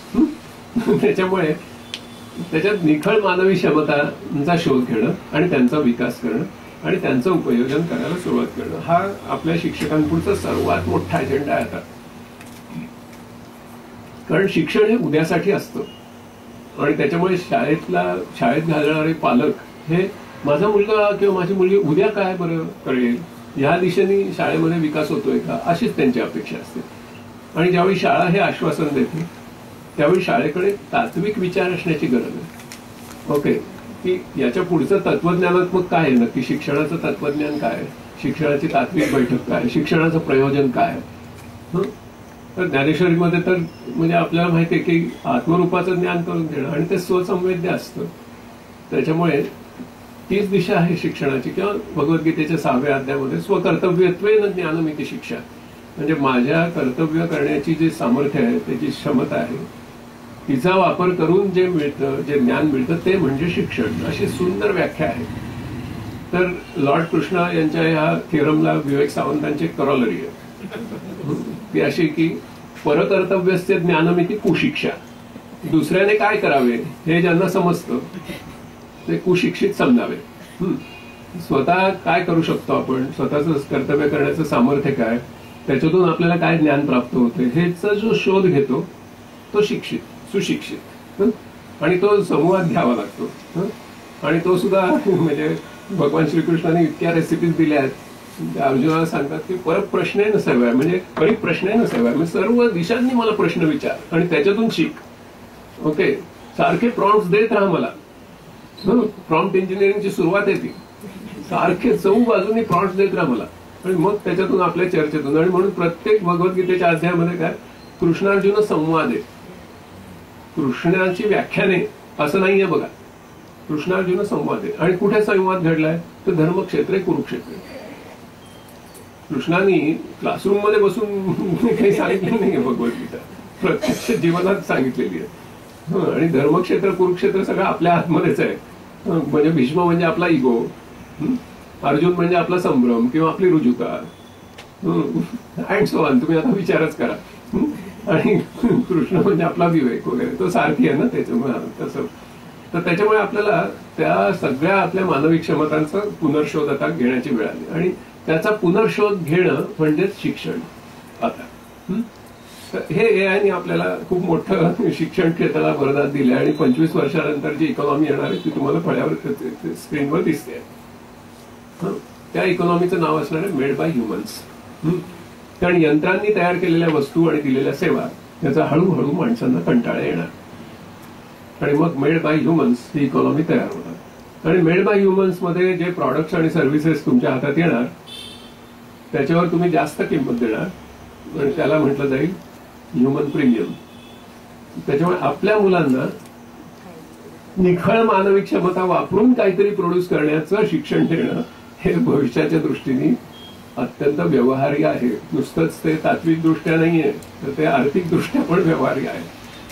म्हणजे आता सुद्धा काही डिव्हायसेस निघाले, तुम्ही काही जणांनी बघितलं, आर्टिस्ट लोक वापरतात. ते ती रिंग घालतात, ती ब्लूटूथनी कनेक्ट होते आणि ते जे जे करतायत त्याची व्हिडिओ निघत राहते आणि ती ब्लॉकचेननी ती मल्टिपल लेजर्स मध्ये लिहिली जाते. त्याच्यामुळे एआय किंवा माणसं ती डिस्ट्रॉय करू शकणार नाही किंवा ती डिस्टॉर्ट करू शकणार नाही आणि त्याच्यामुळे तुम्हाला विश्वसनीय असे पुरावे मिळतात की हा जो प्रॉडक्ट तयार होतोय हा माणूसच करतो आहे. आणि मग ती जी व्हिडिओ तयार होते त्या पुराव्यांशी विथ दी ब्लॉकचेन सपोर्टेड त्याचा एक QR कोड तयार होतो, तो त्या प्रॉडक्टवर छापला जातो आणि गिरायक ज्यावेळी विकत घ्यायला जातं त्यावेळी तो स्कॅन करतो, त्यावेळी त्याला पुरावा मिळतो की it is made by human आणि म्हणून तो त्याला ह्युमन प्रीमियम पे करतो. तर या दिशेने आता अर्थशास्त्राची प्रगती होणार आहे. शिक्षकांनाही माहिती पाहिजे. तर म्हणजे एआय आपल्याला काय काय देतोय आणि मग आपली ती तद्दन मानवी क्षमता नक्की काय आहे त्याचा आपण थोडक्यात परामर्श घेऊ. हे सगळं तुम्हाला माहिती आहे. फॉवर्ड गार्डनरचं मल्टिपल इंटेलिजन्सेस, मल्टिपल इंटेलिजन्स असं चुकीचं त्याचा हे प्रयोग करतात लोक, ते चुकीचं आहे. तर या ज्या बहुविध बुद्धिमत्ता आहेत तिथे 8 दाखवल्या आहेत. एक्झिस्टन्शियल इंटेलिजन्स किंवा एथिकल याच्या संबंधी पण गार्डनरनी पुढे काम केलं आणि याचा जो पट आहे तो मुलं उपजत घेऊन येतात बरं का, तो काही हे नाहीये. आणि ज्या वेळेला आपण ज्यावेळी होमो इरेक्टस झालो म्हणजे 2 पायांवर उभे राहायला लागले, तर त्याच्या आधी 4 पायांवर चालण्याचे जे सगळे प्राणी आहेत तर त्यांची जर प्रसूती तुम्ही बघितली तर ती माकडीण 4 पिलांना सहज जन्म देते. ओके, ती तिच्या गर्भाशयातून बाहेर पडतात आणि थोड्याच वेळात ती स्वतंत्रपणे आपलं जीवन जगू लागतात. त्यांना जगण्यासाठी जे आवश्यक आहे ते हार्डवेअर आणि सॉफ्टवेअर घेऊनच ते जन्माला येतात. तो ब्रेन तेवढाच विकसित करून त्यांना बाहेर काढलं जातं. आपण जेव्हा होमो इरेक्टस झालो त्यावेळेला आपल्या विशेषतः स्त्रियांच्या कमरेजवळच्या हाडांमध्ये एवढं मूलभूत परिवर्तन झालं, उत्क्रांतीमधलं ते एक मोठं आश्चर्य आहे की ज्यामुळे प्रसूती करताना स्त्रीला दुसऱ्या एका स्त्रीची मदत लागते आणि प्रसूती होत असताना जर तो मेंदू पूर्णपणे विकसित गर्भाशयात करून माकडासारखा जर तयार केला असता तर तो त्या हाडांच्या रचनेमधून बाहेरच पडू शकत नाही. म्हणून मानवी मेंदू हा थोडंसं बेसिक हार्डवेअर आणि सॉफ्टवेअर देऊन त्याला जन्माला घातलं जातं आणि मग त्याला आयुष्यभर शिकतच राहावं लागतं. Rewiring, wiring and rewiring continue steel such time the owner is alive. आणि त्याच्यामुळे माकडांच्या शाळा का नसतात आणि मुलांच्या शाळा का असतात हे कारण आपण होमो इरेक्टस झालो ह्याच्यात आहे. ओके, त्याच्यामुळे माणसाच्या बुद्धिमत्तेचा विकास हा तो मरेपर्यंत करतच आहे. Life long learner. शाळा काढा नका काढू, पण आपलं म्हणजे आपण सगळे शिक्षक आहोत. आपली नोकरी कशामुळे टिकून आहे किंवा कशामुळे निर्माण झाली जगामध्ये, तर आपण होमो इरेक्टस झालो म्हणून नाही तर माकडांच्या शाळांच्या शिक्षकांची काही नोकऱ्या नाही तिथे. तर त्याच्यामुळे आणि हे जे 8 बुद्धिमत्ता आहेत याचा उपजत पट जो आहे म्हणजे बेसिक हार्डवेअर अँड सॉफ्टवेअर हे सगळ्यांना घेऊन म्हणजे म्युझिकल इंटेलिजन्स सगळ्यांमध्ये. परवाच्या दिवशी माझ्या एका विद्यार्थ्यांनी जुन्या फर्ग्युसनमधल्या प्रयोग केला की आपले म्हणजे संगीतकार तर त्यांचं ते स्वतः म्हणजे काहीच शास्त्रीय संगीत शिकलेले नव्हते आणि तरी सुद्धा त्यांनी प्रचंड संगीताची निर्मिती केली. आणि शास्त्रीय संगीत शिकलेले लोक म्हणायचे तुम्ही खोटं बोलताय, तुम्हाला येतच आहे. आता मग कशाचा पुरावा आहे? म्युझिकल इंटेलिजन्सचं केंद्र आपल्या सगळ्यांच्या डोक्यात आहे. आणि आताची जी नवी रचनावादी शिक्षण पद्धती आहे त्याच्याने तुमच्या लक्षात येईल की लॉजिकल इंटेलिजन्स आणि म्हणजे मॅथमॅटिकल लॉजिकल आणि भाषिक बुद्धिमत्ता या दोन साधारणपणे 1.5 तासात पूर्ण शिकता येतात. उरलेले सगळे तास शाळेतले या बहुविध बुद्धिमत्तांसाठी आपण खर्च करू शकतो. त्याच्यामुळे आता अशा बुद्धिमत्तांमध्ये म्हणजे भाषिक बुद्धिमत्ता किंवा ही जी कायनेस्थेटिक इंटेलिजन्स शारीर स्नायू विषयक बुद्धिमत्ता यांचा विकास आपण कसा करणार. कारण ही कर्मेंद्रिय जी आहेत त्याच्या जवळपासही रोबोटिक्स पोहोचत नाही. मेड बाय ह्युमन्स मध्ये याचा सगळ्याचा उपयोग आहे. तर त्याच्यामुळे त्याचा शोध घेणं त्याचा विकास करणं हे आपल्या समोरचं आता काम आहे. ही जी अवकाशीय बुद्धिमत्ता तर आईन्स्टाईननी सांगितलं होतं माझ्या ब्रेनवर मी मेल्यावर रिसर्च करा आणि तसा रिसर्च झाला आणि तो पेरिएटल लोब जो मी दाखवलाय त्याच्यात तो इतर सर्वसामान्य माणसांपेक्षा 15% जास्त रुंद सापडला. No wonder he could bring the space time continuum in general theory of relativity. Okay. किंवा सर्वसामान्य माणसांच्या बाबतीत ही लंडनच्या टॅक्सी ड्रायव्हरचा अभ्यास केला गेला आणि या बाईंनी तो केला आणि लंडनच्या सर्व टॅक्सी ड्रायव्हर्स मध्ये म्हणजे त्यावेळी गुगल मॅप्स नसल्यामुळे त्यांचा जो नॅव्हिगेशनल इंटेलिजन्स आहे त्याचं केंद्र सगळ्यांमध्ये वेल डेव्हलप सापडलं. म्हणजे त्याच्यातून गार्डनरनी सांगितलेला नियम सिद्ध झाला की या बहुविध बुद्धिमत्तांचा विकास नक्की शिक्षणाने कसा करायचा. तर गार्डनरने सोपं प्रिन्सिपल दिलं, use it or lose it. त्याच्यामुळे या सगळ्या बुद्धिमत्ता विकसित करणाऱ्या संधी देणारी जी शाळा ती म्हणजे संधी शाळा आणि 20व्या शतकातली शाळा म्हणजे बंदी शाळा.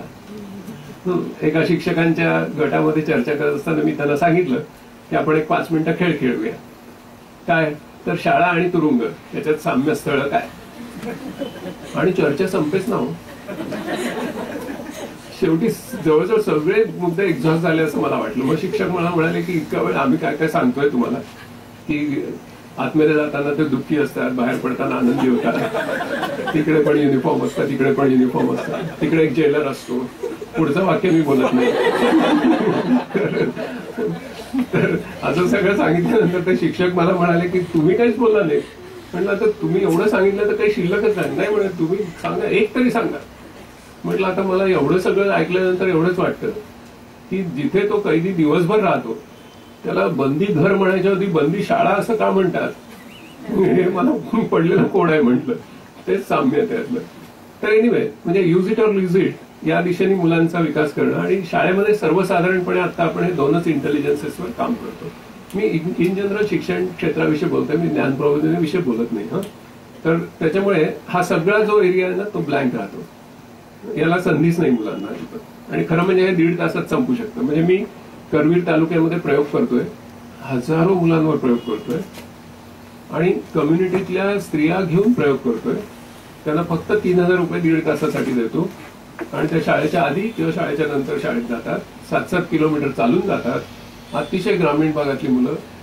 आमच्या प्रयोगामध्ये वही, पुस्तक, पेन काहीही वापरलं जात नाही, फक्त जमीन आणि साधनं.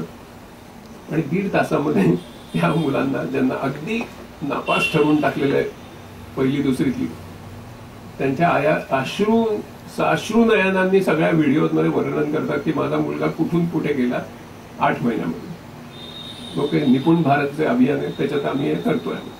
तर त्याच्यामुळे 1.5 तासात हे शक्य आहे. उरलेला वेळ गाणी, गोष्टी, गप्पा, नंतर कायनेस्थेटिक इंटेलिजन्स, इंटरपर्सनल इंटेलिजन्स, कितीतरी गोष्टी आहेत छान ऍक्टिव्हिटीज करण्यासारखा. आपलं जे मन आहे तर तशा प्रकारचं क्लासिकल बिहेवियर त्याचं नाही आहे. It's a quantum behaviour. त्याच्या ज्या न्यूरॉन्समध्ये मायक्रोट्युब्युल्स आहेत त्याचं बिहेवियर क्वांटम आहे. म्हणून आपलं अनप्रेडिक्टेबिलिटी जी आपल्या सगळ्या वर्तनामध्ये येते ती त्याच्यातून येते. वेअरएज एआय मध्ये प्रेडिक्टेबिलिटी हा त्याचा मुख्य आहे. व्यक्तिनिष्ठता हा स्थायी भाव आहे. त्याच्यामुळे तो तरी प्रश्न हे आपल्या शिक्षणामध्ये फार महत्वाचे आहे. कारण त्याच्याशिवाय आपण व्यक्तिनिष्ठता जोपासू शकत नाही, वाढवू शकत नाही, संवर्धित करू शकत नाही. म्हणजे शिवाजी महाराजांच्या आग्र्याहून सुटका कशी झाली हा प्रश्न बाद केला पाहिजे. म्हणजे त्यांच्या डोक्याशी कोण बसला होता, तो मदारी नाही तर मग ते सुरक्षेची किती कडी होती. आता ते सगळं माहिती आहे ना. चॅटजीपीटी ते चांगली उत्तर देऊ शकतो. तुम्ही जर महाराजांच्या जागी असाल तर तुम्ही तुमची सुटका कशी करून घ्या. आता मी अनेक मुलांवर प्रयोग केले. एका मुलांनी मोबाईल फोन वापरायला सुरुवात केली. सुटका करण्यासाठी.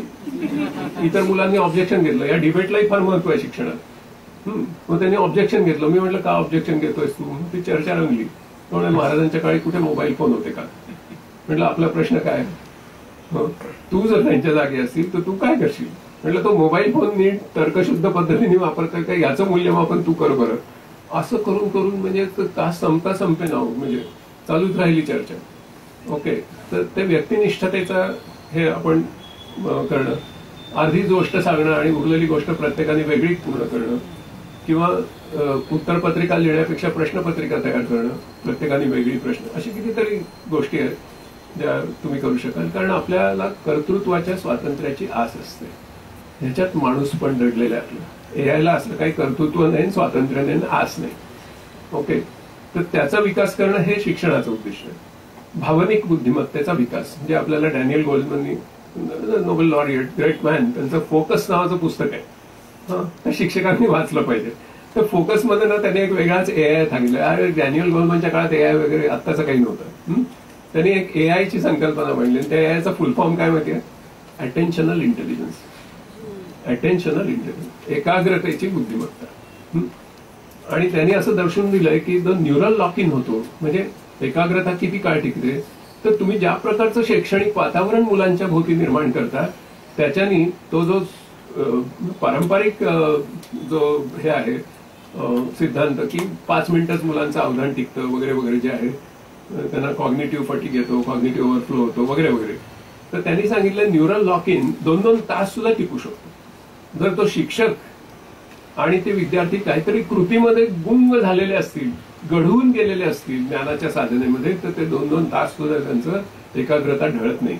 आता स्मार्टफोन हा जो आपल्या शिक्षकांचा प्रतिस्पर्धी म्हणून आपल्या समोर आलाय, तर त्याच्याशी तोंड देण्यासाठी आपल्याला अटेन्शनल इंटेलिजन्सचा विकास करणं हे आपलं आता काम आहे.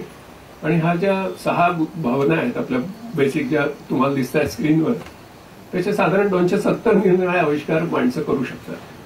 तर ते आविष्कार करण्याचं शिक्षण देणं, कारण याच्यात आपलं माणूस पण दडलेलं आहे. एआयला भावना नाही आहेत. आणि आपल्या ज्या भावमुद्रा आहेत त्या जवळजवळ 7000 आहेत. आणि याचं इमोशनल अनालिटिक्स आता एआय करतं, पण आपण तत्काळ करू शकतो आणि आपण त्याप्रमाणे प्रतिसाद देऊ शकतो. ती आपली क्षमता आहे, तिचा विकास करणं, तत्काळ त्याला प्रतिसाद देण्याचा. कारण आपल्यामध्ये ना, आपण जे समोर जे आपल्या घडतं किंवा चेहऱ्यावर जे भाव दिसतात किंवा जे बॉडी लँग्वेज होते, त्याला एक्झॅक्ट आपण एक व्हॅल्यू असाइन करू शकत नाही.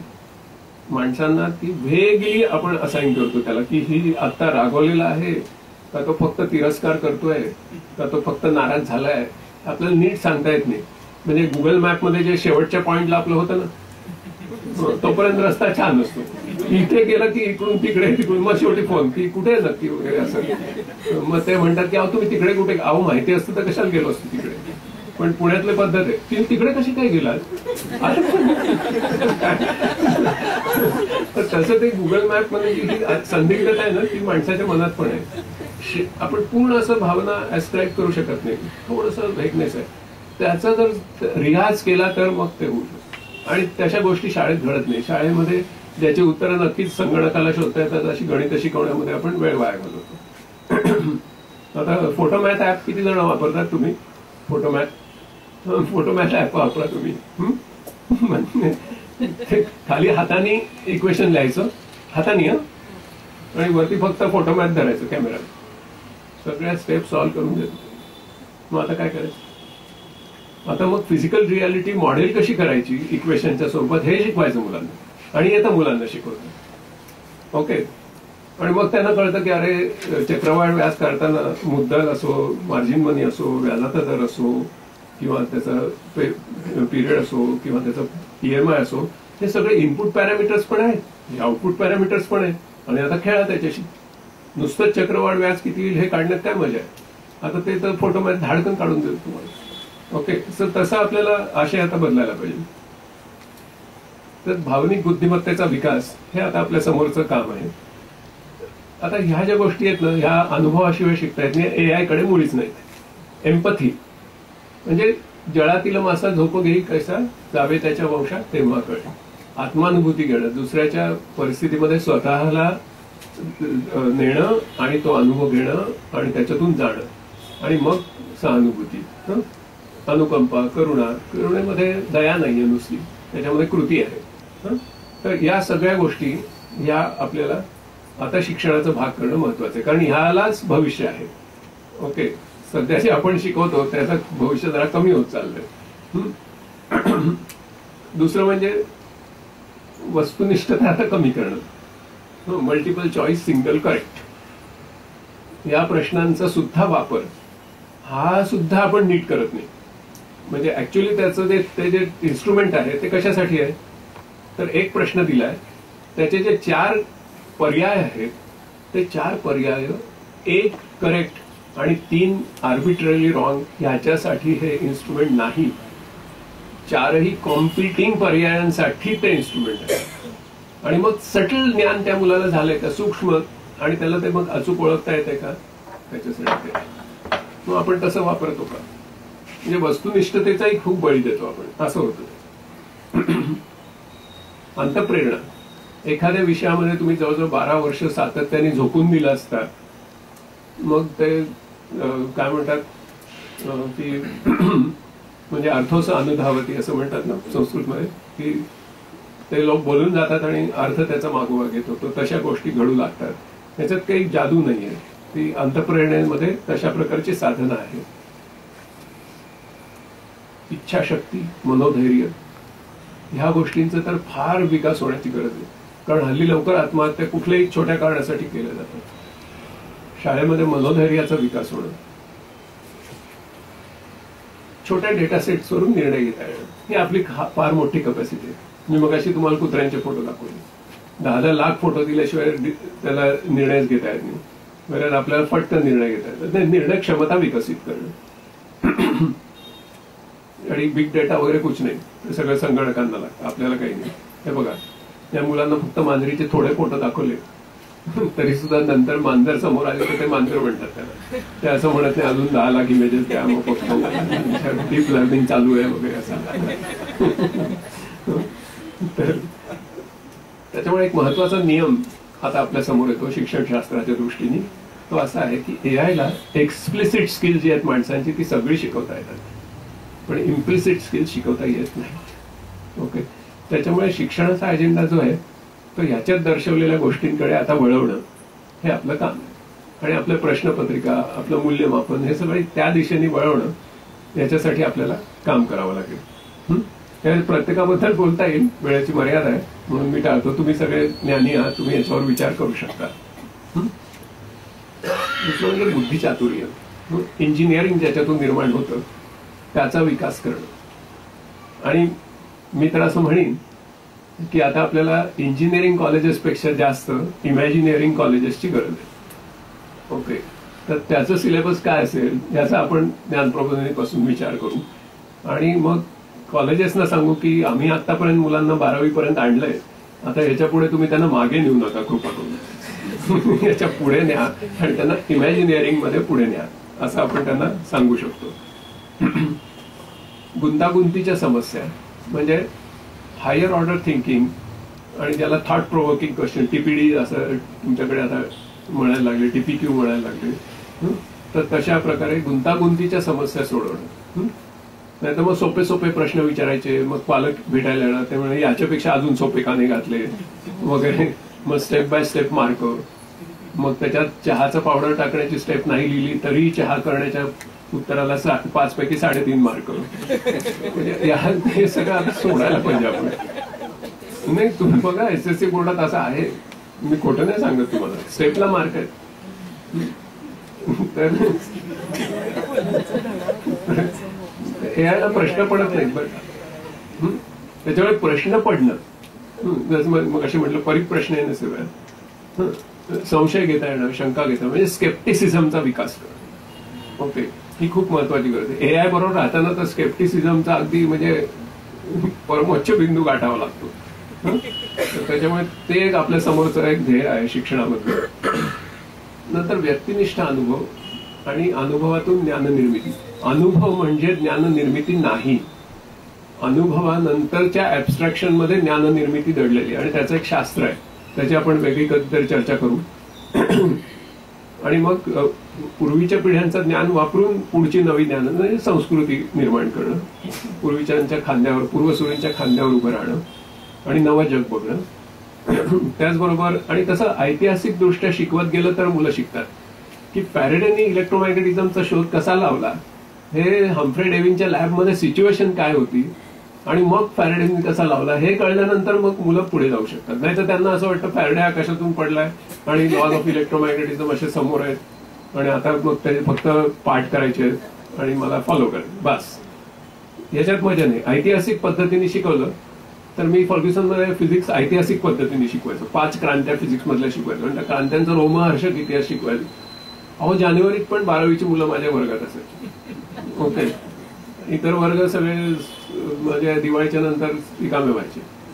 आणि मी पोस्ट ग्रॅज्युएट टीचर होतो, पण मी खूप प्रयत्न करून करून 3 वर्ष आमच्या प्रिन्सिपलांशी झगडून एक 11वीची डिव्हिजन एक 12वीची डिव्हिजन पगार बिगार काही नको मला शिकवायला द्या म्हणून मागे लागून मिळवलेली होती.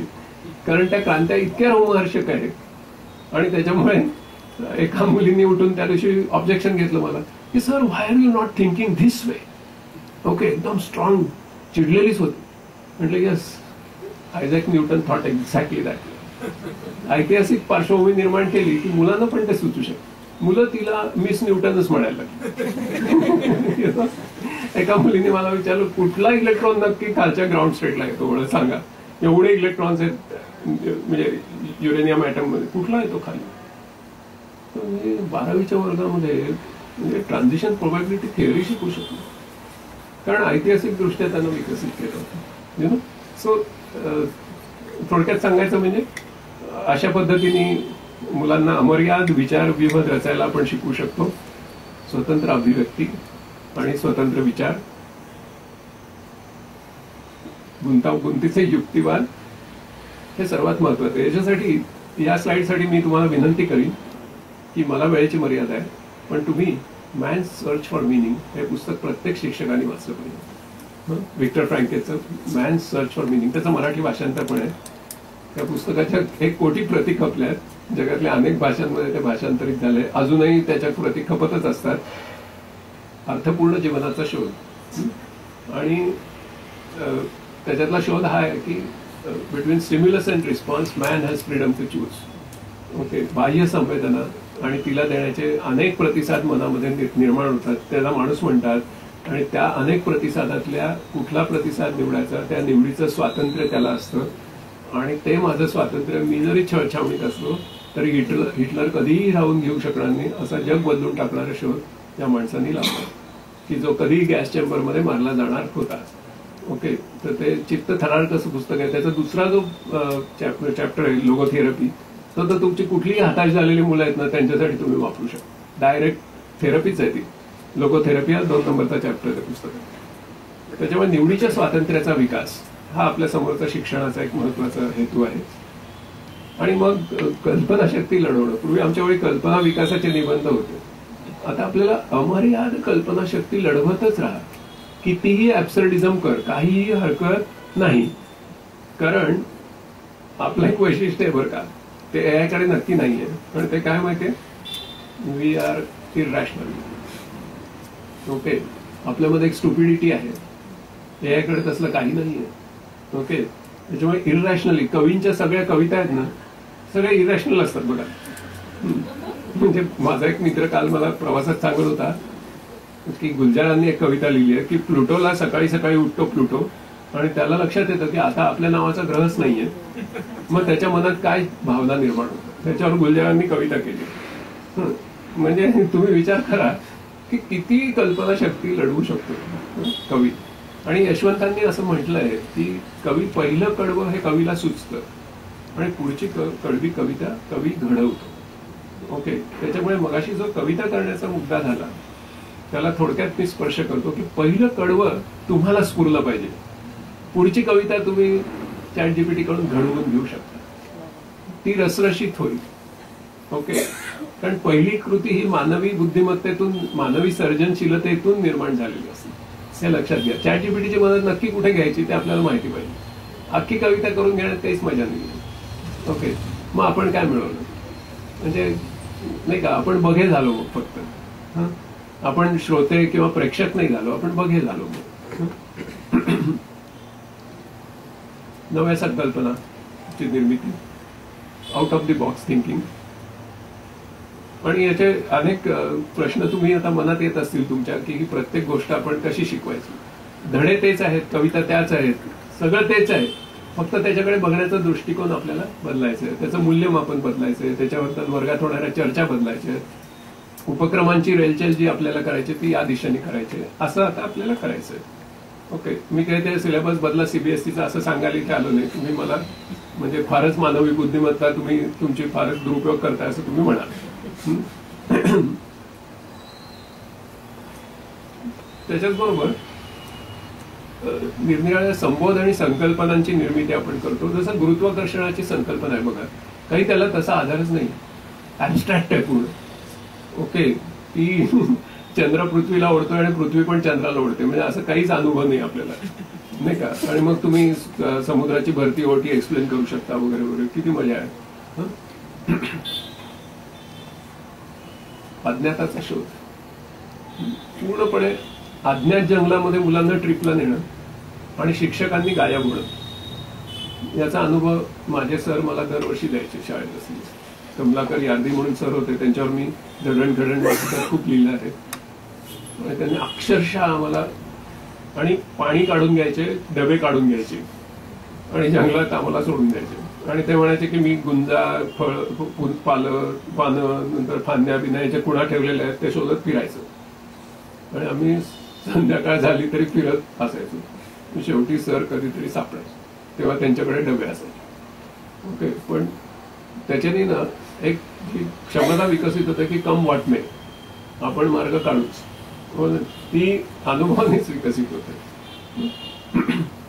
नंतर हायपोथेसिस, कंजेक्चर्स आणि हायपोथेसिस ही मांडता येणं.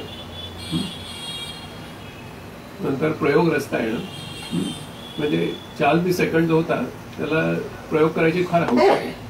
युद्धावरून परतला होता, तब्येत बिघडली होती, राज्यकारभारात लक्ष नव्हतं, लॅबमध्येच बसायचं. रॉबर्ट बॉईल, रॉबर्ट हुक, नंतर विल्यम हार्ले, सगळे त्याचे मित्र होते, सगळे शास्त्रज्ञ त्यावेळचे. त्यांनी एक दिवशी एक मजा केली. बाउलमध्ये म्हणाले मी रात्री प्रयोग केला, बाउलमध्ये पाणी घेतलं, त्याच्यात एक मासा जिवंत सोडला, वजन केलं, मासा बाहेर काढला, फडफडून मेला, परत सोडला, वजन केलं. दुसऱ्या वेळचं वजन जास्त पडलं. ते का जास्त पडलं? दुसऱ्याशी दरबारात चर्चा, प्रत्येकाने एक एक हायपोथिसिस आणि कंजेक्चर मांडलं. सगळ्यांची झाल्यानंतर आता चार्ल्स दी सेकंड कोणाचा हायपोथिसिस स्वीकारणार याच्यावर सगळे असे उत्कंठेने बघायला लागले. तो म्हणाला की खरं सांगू, आता दोन्ही वेळचं वजन सारखंच भरलं होतं. ओके, आणि मग त्यांनी मग त्याच्यातून एक धडा, सायंटिफिक मेथड पुढे गेली एका स्टेपनी. ती अशी की एखादी गोष्ट का घडते याचा विचार करण्यापूर्वी ती घडते की नाही हे नक्की करा. ओके, आणि मग त्यांनी सांगितलं की take nobody's word for it, राजाचा सुद्धा शब्द मानू नका. आणि आजही तुम्ही रॉयल सोसायटीच्या वेबसाईटवर जा, हे बोधवाक्य त्या सोसायटीचं आजही आहे, take nobody's word for it. Okay, हे मुलांना समजणं आणि त्यांना प्रयोग रचता येणं. नंतर सहसंबंधांविषयी आपण बोललो, प्रमेय मांडता येणं, स्फोटीयता असं सिद्ध करता येणं, क्रमविरुद्ध पद्धती सिद्धतीने ते सिद्ध करता येणं वगैरे वगैरे. नंतर अगदी भिन्न संकल्पनांचं संश्लेषण करता येणं. आता ह्या ज्या गोष्टी आहेत, पुढच्या 2 स्लाइड्स ह्या खूप महत्वाच्या आहेत. ह्या म्हणजे पतंजल योगदर्शनामध्ये पण तुम्ही वाचू शकता याच्याबद्दल, कोलटकरांच्या प्रतिमध्ये, की या ना बुद्धिमत्तेच्या पलीकडच्या क्षमता आपल्याला आहेत. ह्या आर्टिफिशियल इंटेलिजन्समध्ये कधीच येणार नाही, कारण या बुद्धिमत्ता नाही आहेत. ओके, तर कुतूहल, सर्जनशीलता वगैरे तिथे दाखवल्यात, प्रज्ञा. तर या क्षमता संगणकाकडे तर नाहीच आहेत, पण या मानवी बुद्धिमत्तेचाही पार्ट नाही. ओके, त्याच्यामुळे त्या संगणकामध्ये येण्याची थिओरॉटिकली शक्यता नाही आहे, हे आपण लक्षात घेतलं पाहिजे. त्याच्यामुळे माणूस म्हणून विकसित करायचं असेल तर ह्या क्षमता जास्त महत्वाच्या आहेत. कॅरेक्टरिस्टिक, निखळ, अंगभूत अशा क्षमता आहेत. ह्या बघा, या पुढच्या कॉमन सेन्स, शहाणपण, तर मूल्यनिष्ठा, तर ह्यांचा विकास आपण कसा करू याच्याकडे आपल्याला जायला पाहिजे. आणि माणसांना अवतीभोवतीचं जग हे इंटिग्रेटेड पद्धतीने, एकात्मिक पद्धतीने आकळत असतं. तसं एआयला होत नाही. त्याचे डिफरन्शियल आहेत. मॅडम म्हणाले होते की थोडंसं इंग्लिशमध्ये बोला. तुम्ही मला म्हटला होता इंग्लिश की मराठी लेक्चर कसं देऊ तुम्हाला विचारलं तेव्हा. त्याच्यामुळे काही स्लाइड्स इंग्लिशमध्ये आहेत. तर 6 थिंकिंग हॅट्स हे जे आहे, हा कारण काही जणांना त्याचं हे होती म्हणून, हा जो एडवर्ड डी बोनोची विचार पद्धती आहे ती सुद्धा केवळ मानवी आहे बघा. आणि मग एवढ्या सगळ्या गोष्टी आपल्याला आहेत, या विशेष आहेत आपल्या. याचा विकास आपण करतो का? तर इमोशन या ज्या असतात या काही स्पष्ट असतात, काही अस्पष्ट असतात, व्यक्त होतात, काही अव्यक्त राहतात, पण फिलिंग सगळी व्यक्त होतात. म्हणून ते 2 वेगळे शब्द वापरले. आणि संदर्भ सधनता शिक्षणाची ही खूप मोठी गोष्ट आहे. कॉन्टेक्स्च्युअलिटी म्हणजे संदर्भ विहीन करून शिकवणं ही एक पद्धत आहे आपल्याकडे, आणि त्याच्यामुळे मुलं शिक्षणापासून दूर जातात. आणि ह्या गोष्टी ज्याच्याबद्दल आपण मगाशी बोललोय, तर बुद्धिमत्तेच्या फक्त 2च निकष आहेत मानवी बुद्धिमत्तेचे. एक म्हणजे लर्नेबिलिटी आणि दुसरं म्हणजे अडॅप्टेबिलिटी. एआय कडे लर्नेबिलिटी भरपूर आपल्याला वाढवता येईल, पण अवतीभोवतीच्या जगाशी अडॅप्ट कसं व्हायचं ही खास माणसांची क्षमता आहे. Okay, adaptation. तर तिथे आपल्याला न्यावं लागेल. आणि क्रिएटिव्हिटी आणि इनोव्हेशन्स. आता याच्यातला एक छोटा एक्सरसाइज आपण करूया की हे जे लिहिलंय ते चुकीचं आहे का बरोबर आहे? रोमन आकडे येते. हा, चुकीचं आहे का बरोबर आहे? नका एवढं घाबरताय का? निर्भयता हा मानवी बुद्धिमत्तेचा फार मोठा गुण आहे. भगवद्गीतेमध्ये दैवी संपत्तीचं प्रकरण लिहिलंय. दैव संपद विभाग योग. त्याच्यामध्ये पहिली जी दैवी संपत्ती दिली आहे ती म्हणजे निर्भयता, आणि शेवटची दिली आहे ती नम्रता. मधल्या 24 आपोआप येतात. एवढे 2 धारण केले. बरं, चूक आहे का बरोबर आहे? चूक आहे. आता एकच काडी बदलायची आणि करेक्ट करायची. कुठली काडी बदलणार? परफेक्ट झालं, करेक्ट. लॉजिकल विचार केला, उत्तर आलं. बरोबर आहे. आता आपण क्रिएटिव्हिटी पालतात जाऊया. हे बरोबर आहे का चूक आहे?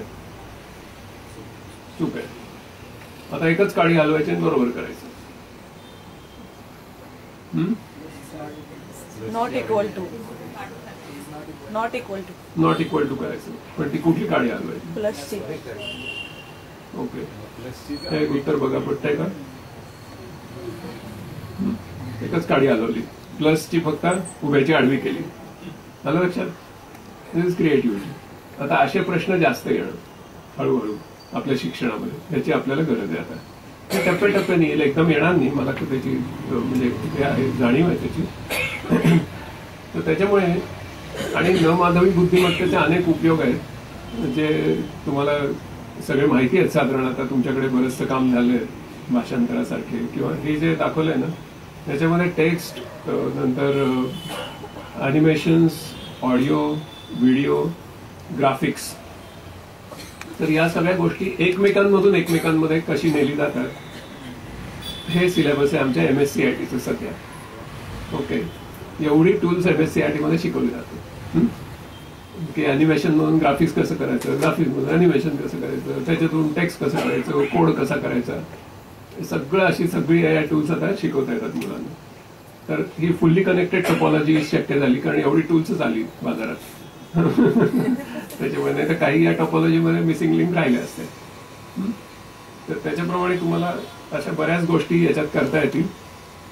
माझी वेळ आता संपलेली आहे, त्याच्यामुळे मी तुम्हाला पुढच्या स्लाइड तुमच्याकडे सोडून जातो. अशा प्रकारच्या कृती तुम्हाला करता येतात. तुम्हाला कदाचित स्वतःचाच फोटो याच्यात दिसू लागला असेल. तर फोटोशॉप वापरून मला जर हे करायचं तर काही तास लागले असते. आता मी रेव्हेन्यू वापरून काही सेकंदात करतो. किंवा दिलेल्या टेक्स्टवरून व्हिडिओ करणं, अशा गोष्टी. तुम्ही स्क्रीनकडे बघा म्हणजे कशा ऍक्शन घेतोय मी ते कळेल.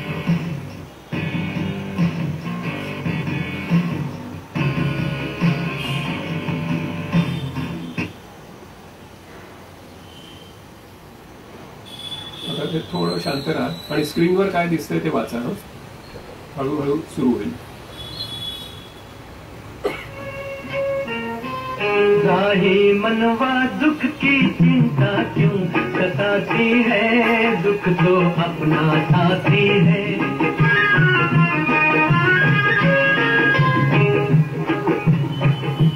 चिंता क्यों सताती है, दुख तो अपना साथी है. सुख है एक छाँव ढलती आती है जाती है, दुख तो अपना साथी है. दूर है मंजिल दूर सही, प्यार हमारा क्या कम है, पग में कांटे लाख सही, पर ये सहारा क्या कम है. हमरा तेरे कोई अपना तो है, हमरा तेरे कोई अपना तो है. ओ सुख है एक छाँव ढलती आती है जाती है, दुख तो अपना साथी है. राही मनवा दुख की चिंता क्यों सताती. मोजेस म्हणून आहे ऍप, ते तुम्ही वापरा. त्याच्यामध्ये मला दाखवायचं हे होतं की मोहम्मद रफीचं जे अजरामर गाणं आहे हे अॅनालॉग रेकॉर्डिंग झालेलं होतं. ओके, हे डिजिटल रेकॉर्डिंगच्या काळातलं गाणं नाही. आणि तरीही एआयनी त्याचा प्रत्येक भाग वेगळा विश्लेषण करून तुमच्या समोर मांडला. दॅट इज न मानवी बुद्धिमत्ता. ओके. म्हणजे शंकर जयकिसन यांचा जो स्टुडिओ होता ना, त्याच्यात ते आज मैं ऊपर आसमान नीचे ते जे गाणं आहे ना, तर त्याच्यासाठी 150 वाद्यवृंद एकत्र बसवलं. त्यासाठी त्यांच्या स्टुडिओमधली वॉल तोडून टाकली. मध्यंतरी इंडियन आयडॉल्समध्ये ही स्टोरी सांगितली गेली. ती वॉल तोडून, म्हणजे एवढी वाद्य एका वेळी रेकॉर्डिंग, आता ती सगळी वेगळी काढता येतात आपल्याला आणि वेगळी प्ले करून ऐकता येतात. ओके, सो म्हणजे दिस इज द कॅपेबिलिटी. आता मी थोडंसं संपवण्याकडे जातो. ही अशी हॉलिवूडमधली ॲनिमेशन्स ही तुमची मुलं आता करू शकतात. त्यासाठी भव्य, तुम्ही जर रामोजी फिल्म सिटीला गेलात तर बाहुबलीचे प्रचंड मोठे सेट केलेले तुम्हाला दिसतात. No longer so. Okay, no need now. तर तुमची मुलं शाळेत हे करू शकतील. आता 9वी ते 12वी मात्र, 1ली ते 8वी नाही. तुमचाही फोटो याच्यात टाकून तुम्ही बघू शकाल. म्हणजे उलटाही बघता येतं ना, आपण यंग असताना कसे छान दिसत होतो ते पण शोधता येतं. आणि मग अशी बरीच ऍप्लिकेशन्स आहेत. तर आता आपला संदेश जो आहे तो we have to go from BC to AD. Okay, before Christ आणि एनो डोमिनी असा याचा अर्थ नाही. याचा अर्थ हा आहे. ओके,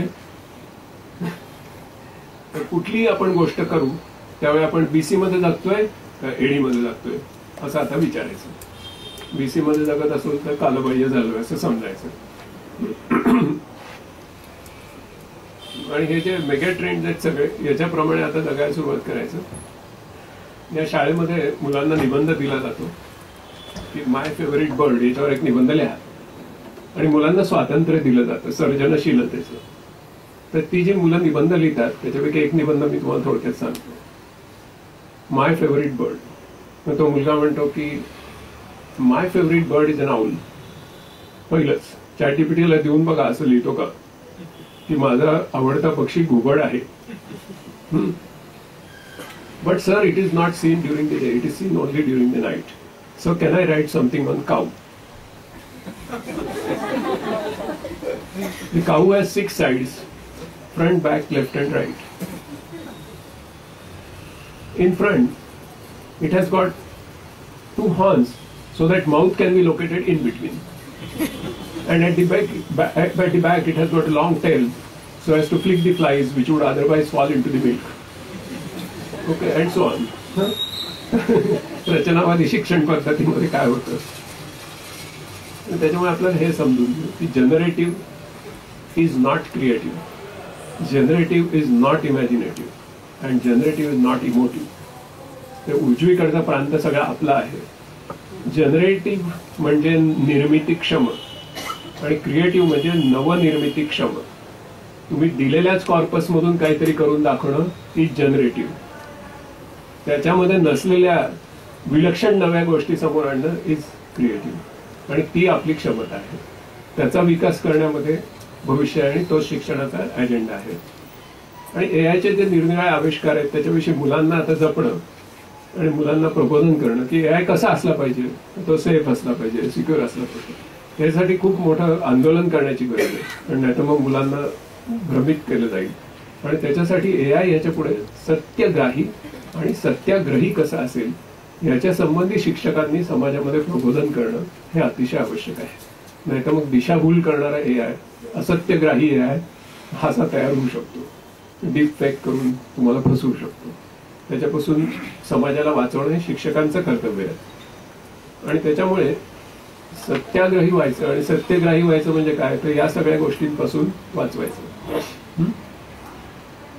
आणि मग त्याच्यासाठी काय काय करावं लागेल, तर संशोधन करावं लागेल, संघटन करावं लागेल, प्रबोधन करावं लागेल, आंतरराष्ट्रीय नियमनाचे संरचना उभे करायला लागेल, जसे ॲटॉमिक एनर्जीमध्ये आहेत. न्यूक्लिअर एकदम वेपन वापरता येत नाही कोणाला, तर तशा सगळ्या गोष्टी. आणि गरज पडली तर शिक्षकांना रस्त्यावर येऊन संघर्ष करावा लागेल. कारण नाही तर मग तुम्ही कुठली वस्तू विकत घ्यायची ते पण तुम्हाला तुमचं नुसतं बँक अकाउंट हॅक होणार नाहीये, ईमेल अकाउंट हॅक होणार नाहीये, लॅपटॉप हॅक होणार नाही, स्मार्टफोन नुसता हॅक होणार नाही. You will be hacked. Okay, मग तुम्ही कुठलं विकत घ्यायचं, कोणाशी लग्न करायचं, कोणाला मत द्यायचं, हे सगळं तो ठरवेल. आणि तुम्हाला असं वाटेल की तुम्ही तुमच्या फ्री विलचा उपयोग करून हे सगळे निर्णय घेत आहात. ओके, तर तो आपल्याला टाळला पाहिजे. त्याच्यामुळे माणसाला अधिक चांगला माणूस होऊ देणं हे शिक्षणाचं उद्दिष्ट आहे. आणि अधिक चांगला माणूस म्हणजे काय हे मी आता मागच्या साधारण 100 स्लाइड कव्हर केल्या तुमच्यासमोर. एकंदर स्लाइड माझ्या 197 आहेत. तर माणसाचा अधिक चांगला माणूस होणं म्हणजे काय हे मी तुम्हाला सांगितलंय. कुठल्या कुठल्या तद्दन मानवी क्षमता आणि असे तंत्रज्ञान निर्माण करणं की जे यंत्राला अधिक चांगलं यंत्र करतील, अधिक अहिंसक असा त्याचा उपयोग होईल. आणि त्याच्यामुळे त्याच्याबरोबर सुयोग्य भागीदारी करता येणं हे याच्या पुढचं भविष्य आहे. की माझ्यामध्ये जे आहे ते एआय कडे नाही आणि एआय कडे जे आहे ते माझ्याकडे नाही. तो मी मानवी आहे आणि तो न मानवी आहे. मग आमची दोघांची टिकाऊ भागीदारी कशी होईल. त्याच्यामुळे मग ह्या बुद्धिमत्तेला ती बुद्धिमत्ता विकसित करणार, त्या बुद्धिमत्तेला ही बुद्धिमत्ता विकसित, असं 2 बुद्धिमत्तांचं दुहेरी गोफ हा याच्या पुढचा मानवी संस्कृतीचा एक पुढचा पट असणार आहे. आणि त्याच्यामुळे या एकमेकींना कधीही रिप्लेस करणार नाही, एकमेकींचं स्थान पटकावणार नाही, ही आपल्याला एक गॅरंटी असली पाहिजे. आणि मग तो आपला काही शत्रू, विनाशक, विरोधक वगैरे नाहीये. तर हे यिन यांग सिम्बॉल आहे ना दूरदर्शनचा, तसं आहे ते आपलं रिलेशन त्याच्याशी. तो आपल्याला पुस्ती नाहीये आपल्या बुद्धीमध्ये, तो आपल्याला पूरक आहे. आणि म्हणून मग त्याच्याशी आपण टिकाऊ अशी भागीदारी करू शकतो. आणि इतक्या निरनिराळ्या फॉर्म मध्ये मी आज एआय वापरतो, इतक्या निरनिराळ्या पद्धतीने त्याच्यावर मी वापरतो. आणि जसा वापरत चाललोय तसं अजून अजून सापडत जातात माझे त्याच्या रिलेशनशिप्स. आणि शेवटी एक गोष्ट सांगून संपवतो. मी पॅरिसला गेलो होतो आयफेल टॉवर बघायला. मग मला जरा खटकलं ते की अख्ख्या पॅरिस नगरीत असं मध्येच लोखंडाचा सांगाडा काय, म्हणून मी चौकशी केली. त्यामुळे हो बरोबर आहे, असंच आंदोलन झालं होतं, तो सांगाडा बांधू नये असं गुस्ताव आयफेलला पॅरिसच्या नागरिकांनी आंदोलन केलं होतं. पण ते ट्रेड फेअर होती, ते उद्घाटन करायचं होतं आणि लोकांना दाखवायचं होतं की पॅरिस शहर आणि फ्रान्स हे फक्त कलेच्या पुढे नाही तर इंजिनिअरिंग प्रॉवेस पण आहे. म्हणून त्याचा प्रयत्न चालू. शेवटी त्यांनी ते गी दी मोपासा त्याच्या विरुद्ध आंदोलन करायचं, कादंबरीकार. आणि तो रोज इतकी टीका करायचा की आयफेलला त्याचं काही उत्तरच देता यायचं नाही. आयफेलने शेवटी काहीतरी करून ते टॉवर उभं केलं, झालं, ट्रेड फेअर संपली. हा गी दी मोपासा काय करायचा की रोज त्या टॉवरवर चढून जायचा. त्यावेळी लिफ्ट नव्हत्या आजच्यासारखं. वरती कॉफी बार मध्ये बसायचं आणि आयफेल टॉवरवर टीका करणारे लेख लिहायचं आणि ते खाली येऊन ते स्तंभ प्रकाशित करायचं. त्याचं नाव होतं आयफेल टॉवर वरून. एकदा त्या कार्यक्रमात त्याला लोकांनी काढलं की गी तू आयफेल टॉवर चढून जातोस आणि वरती बसून आयफेल टॉवरच्याच विरुद्ध निबंध लिहितो, लेख लिहितो, हे तुला विसंगत वाटत नाही का? मुळीच नाही. कसं काय? पण अगदी साधे आहे.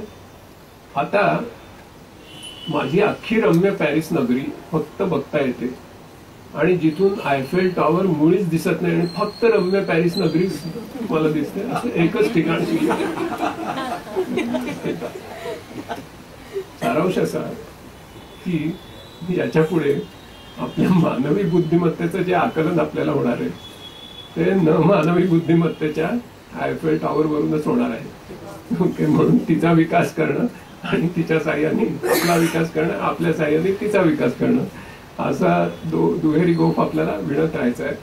आणि त्याच्यामुळे ती भागीदारी हेच आता आपलं भविष्य आहे. त्याच्यामुळे मुलांना त्याच्यासाठी तयार करणं, या सगळ्या माझ्या सहकाऱ्यांनी मला मदत केली, त्यांच्याविषयी मी कृतज्ञ. कारण एवढी चांगली चित्र मला एकट्याला काढता आली नसती. ते जरी विचार माझे असले तरी चित्र सगळी त्यांची आहेत. त्याच्यामुळे त्यांच्याविषयी कृतज्ञता व्यक्त करतो. आणि तुम्ही सर्व शिक्षक आहात, तुम्हाला लोकांना दिवसभर काही सांगायची सवय आहे, असं असून सुद्धा तुमची चिकाटी, तुमचं औदार्य, त्याच्याबद्दल कृतज्ञता व्यक्त करतो. धन्यवाद.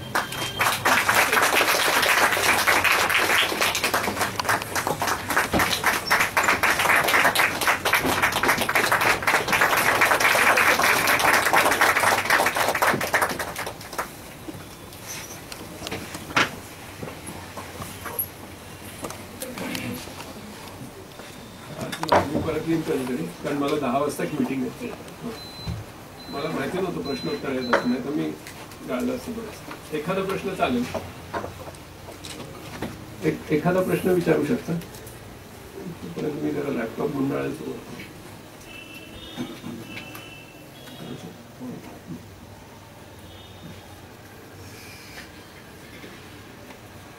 येस,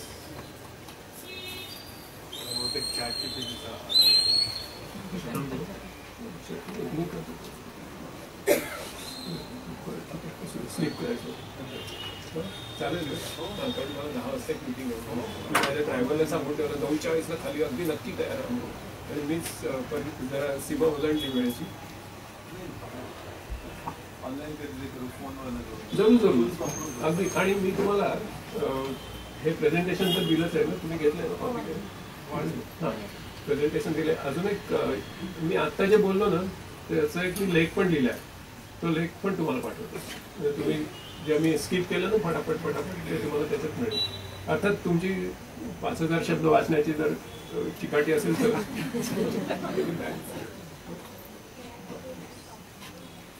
चालेल. थँक्यू. हो येस, प्लीज प्लीज. पुष्कळ गोष्टी सांगण्यासारख्या आहेत, पण 2च मिनिटात समारोप करतो. प्रबोधिनीची आधुनिकता जपण्याची परंपरा फार जुनी आहे. आणि मला आठवतंय की पहिला संगणक सीडॅक मध्ये आला, पण दुसरा संगणक प्रबोधिनीमध्ये आला. आणि मला आठवतंय की 83-84 साली मी क्यूबेसिक शिकलोय. आणि त्यावेळेला तो असा ZX स्पेक्ट्रम नावाचा एक संगणक आलेला होता. आणि जर का प्रोग्राम स्टोअर करायचा असेल तर पंच कार्ड्स वापरली जात होती किंवा ऑडिओ कॅसेट्स वापरली जात होती. ही सगळी संगणकाची व्हर्जन्स ही प्रबोधिनीमध्ये मला बघायला मिळाली. आणि तीच परंपरा जपत आपल्याकडे काय LCD प्रोजेक्टर्स येऊन साधारणतः 25 वर्ष झाली असतील. ग्राफिक्सचं कार्ड वापरून एक वेगळ्याच प्रकारचा प्रोजेक्टर होता, त्याचा आम्ही संगणकावरनं प्रोजेक्ट करून आपल्या दृकश्राव्य कक्षामध्ये डिस्कव्हरीच्या वगैरे फिल्म्स दाखवत होतो. अस्कॉड वेगवेगळ्या प्रकारची अवॉर्ड्स मिळालेले. आणि त्याच्यानंतर का बघितलं तर सर्व वर्ग स्मार्ट टीव्ही असलेले हे असलेली पहिली प्रशाला कदाचित असेल. आणि त्याच्या पलीकडे पुढे जाऊन जर का विचार केला तर पहिले 3D प्रिंटर्स आलेली शाळा ही प्रबोधिनी असेल. इंजिनिअरिंगची लॅब किंवा लेझर कटर असलेला डिजिटल लेझर कटर असलेली पहिली शाळा ही प्रबोधिनी असेल. आणि एवढंच नाही तर हे जे काही क्युम्युलेटिव्ह काय इव्हॅल्युएशन आहे या सगळ्याचा डेटा कलेक्शनला सुरुवात आम्ही 2011 पासून केली. आणि आता मशीन लर्निंग वापरून प्रबोधिनीतली शिक्षणातली प्रक्रिया ही सुधारण्यासाठी कसं या सगळ्या डेटाचा म्हणजे कॉम्प्रिहेन्सिव्ह डेटा तयार झालाय. आता मी त्याला बिग डेटा वगैरे नाही होऊ शकत, एवढूसच डेटा आहे तो, पण त्या डेटाचा वापर करून मशीन लर्निंग करून प्रबोधिनीच्या शिक्षण प्रक्रियेमध्ये 5वी 6वी 7वी 8वी 9वी 10वीत कसा मुलाचा विकास होतोय आणि असं लक्षात येतं की अरे 7वी 8वी मध्ये जरा लिडरशिप क्वालिटीज कमी होतात बरं का. अशा प्रकारचा मग त्याला काय उपक्रम द्यायला लागतील, या प्रकारचं मूल्यमापन करण्यासाठीच AI किंवा मशीन लर्निंगचा उपयोग हा आपण आता प्रबोधिनीमध्ये सुरू केलेला आहे. आणि त्यामुळे काळाच्या पुढे राहून आवश्यक असलेले शिक्षणातले बदल हे करत राहणं. म्हणजे गेल्या काही वर्षात आपण कला अभिव्यक्ती याचं प्रमाण का वाढवलं, तर संगणक जे करू शकणार नाही त्याच्याकडे लक्ष. प्रकल्प पद्धतीचं महत्व इयत्ता 10वीतला आता का वाढवलं आपण, जे प्रकल्प करू शकणार नाही त्या प्रकारची बुद्धिमत्ता आपल्याला प्रशालेत विकसित करायची आहे त्यासाठी. आणि म्हणून काळाच्या पुढे राहून शिक्षणातले बदल करत राहणं आणि प्रबोधिनीचा बदल करणं हे प्रबोधिनीचं भविष्याभिमुख राहून काम करणं हे प्रबोधिनीचं ध्येय आहे, तत्व आहे. त्याप्रमाणे आपण काम करतो आहोत. पण तरी सुद्धा या सगळ्या परिस्थितीमध्ये आमच्या सगळ्यांचा काय अर्जुन झालेला असल्यामुळे आपले विवेक ह्याने आपल्याला जो काही दृष्टिकोन दिला त्यामुळे आमच्या समोर पुष्कळशी अशी काय क्लॅरिटी, स्वच्छपणे दिसणं असं सगळं पुष्कळ पुढे सरकलेलं आहे असं मी आजच्या व्याख्यानाच्या बाबतीत निश्चितपणाने म्हणू शकतो. प्रबोधिनीच नाही तर महाराष्ट्रात सुद्धा आणि देशभरात सुद्धा शिक्षणात नेमके कोणते बदल व्हायला पाहिजेत यासाठी आपलं हे सगळं आपला हा सगळा दृष्टिकोन पोहोचला पाहिजे असं मला वाटतं. त्यासाठी जे प्रयत्न करता येईल ते आपण सगळेजण अवश्य करूया. आज हा दृष्टिकोन आपल्या सगळ्यांना दिला याबद्दल मी प्रबोधिनीच्या वतीनं आपल्या मनपूर्वक आभार मानतो आणि माननीय अजितरावांना विनंती करतो की त्यांना एक भेटवस्तू देऊन त्यांचे आभार मानावे.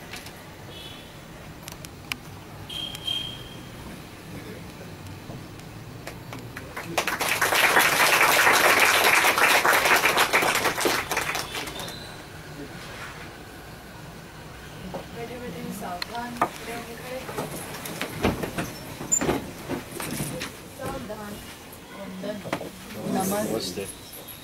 विश्राम.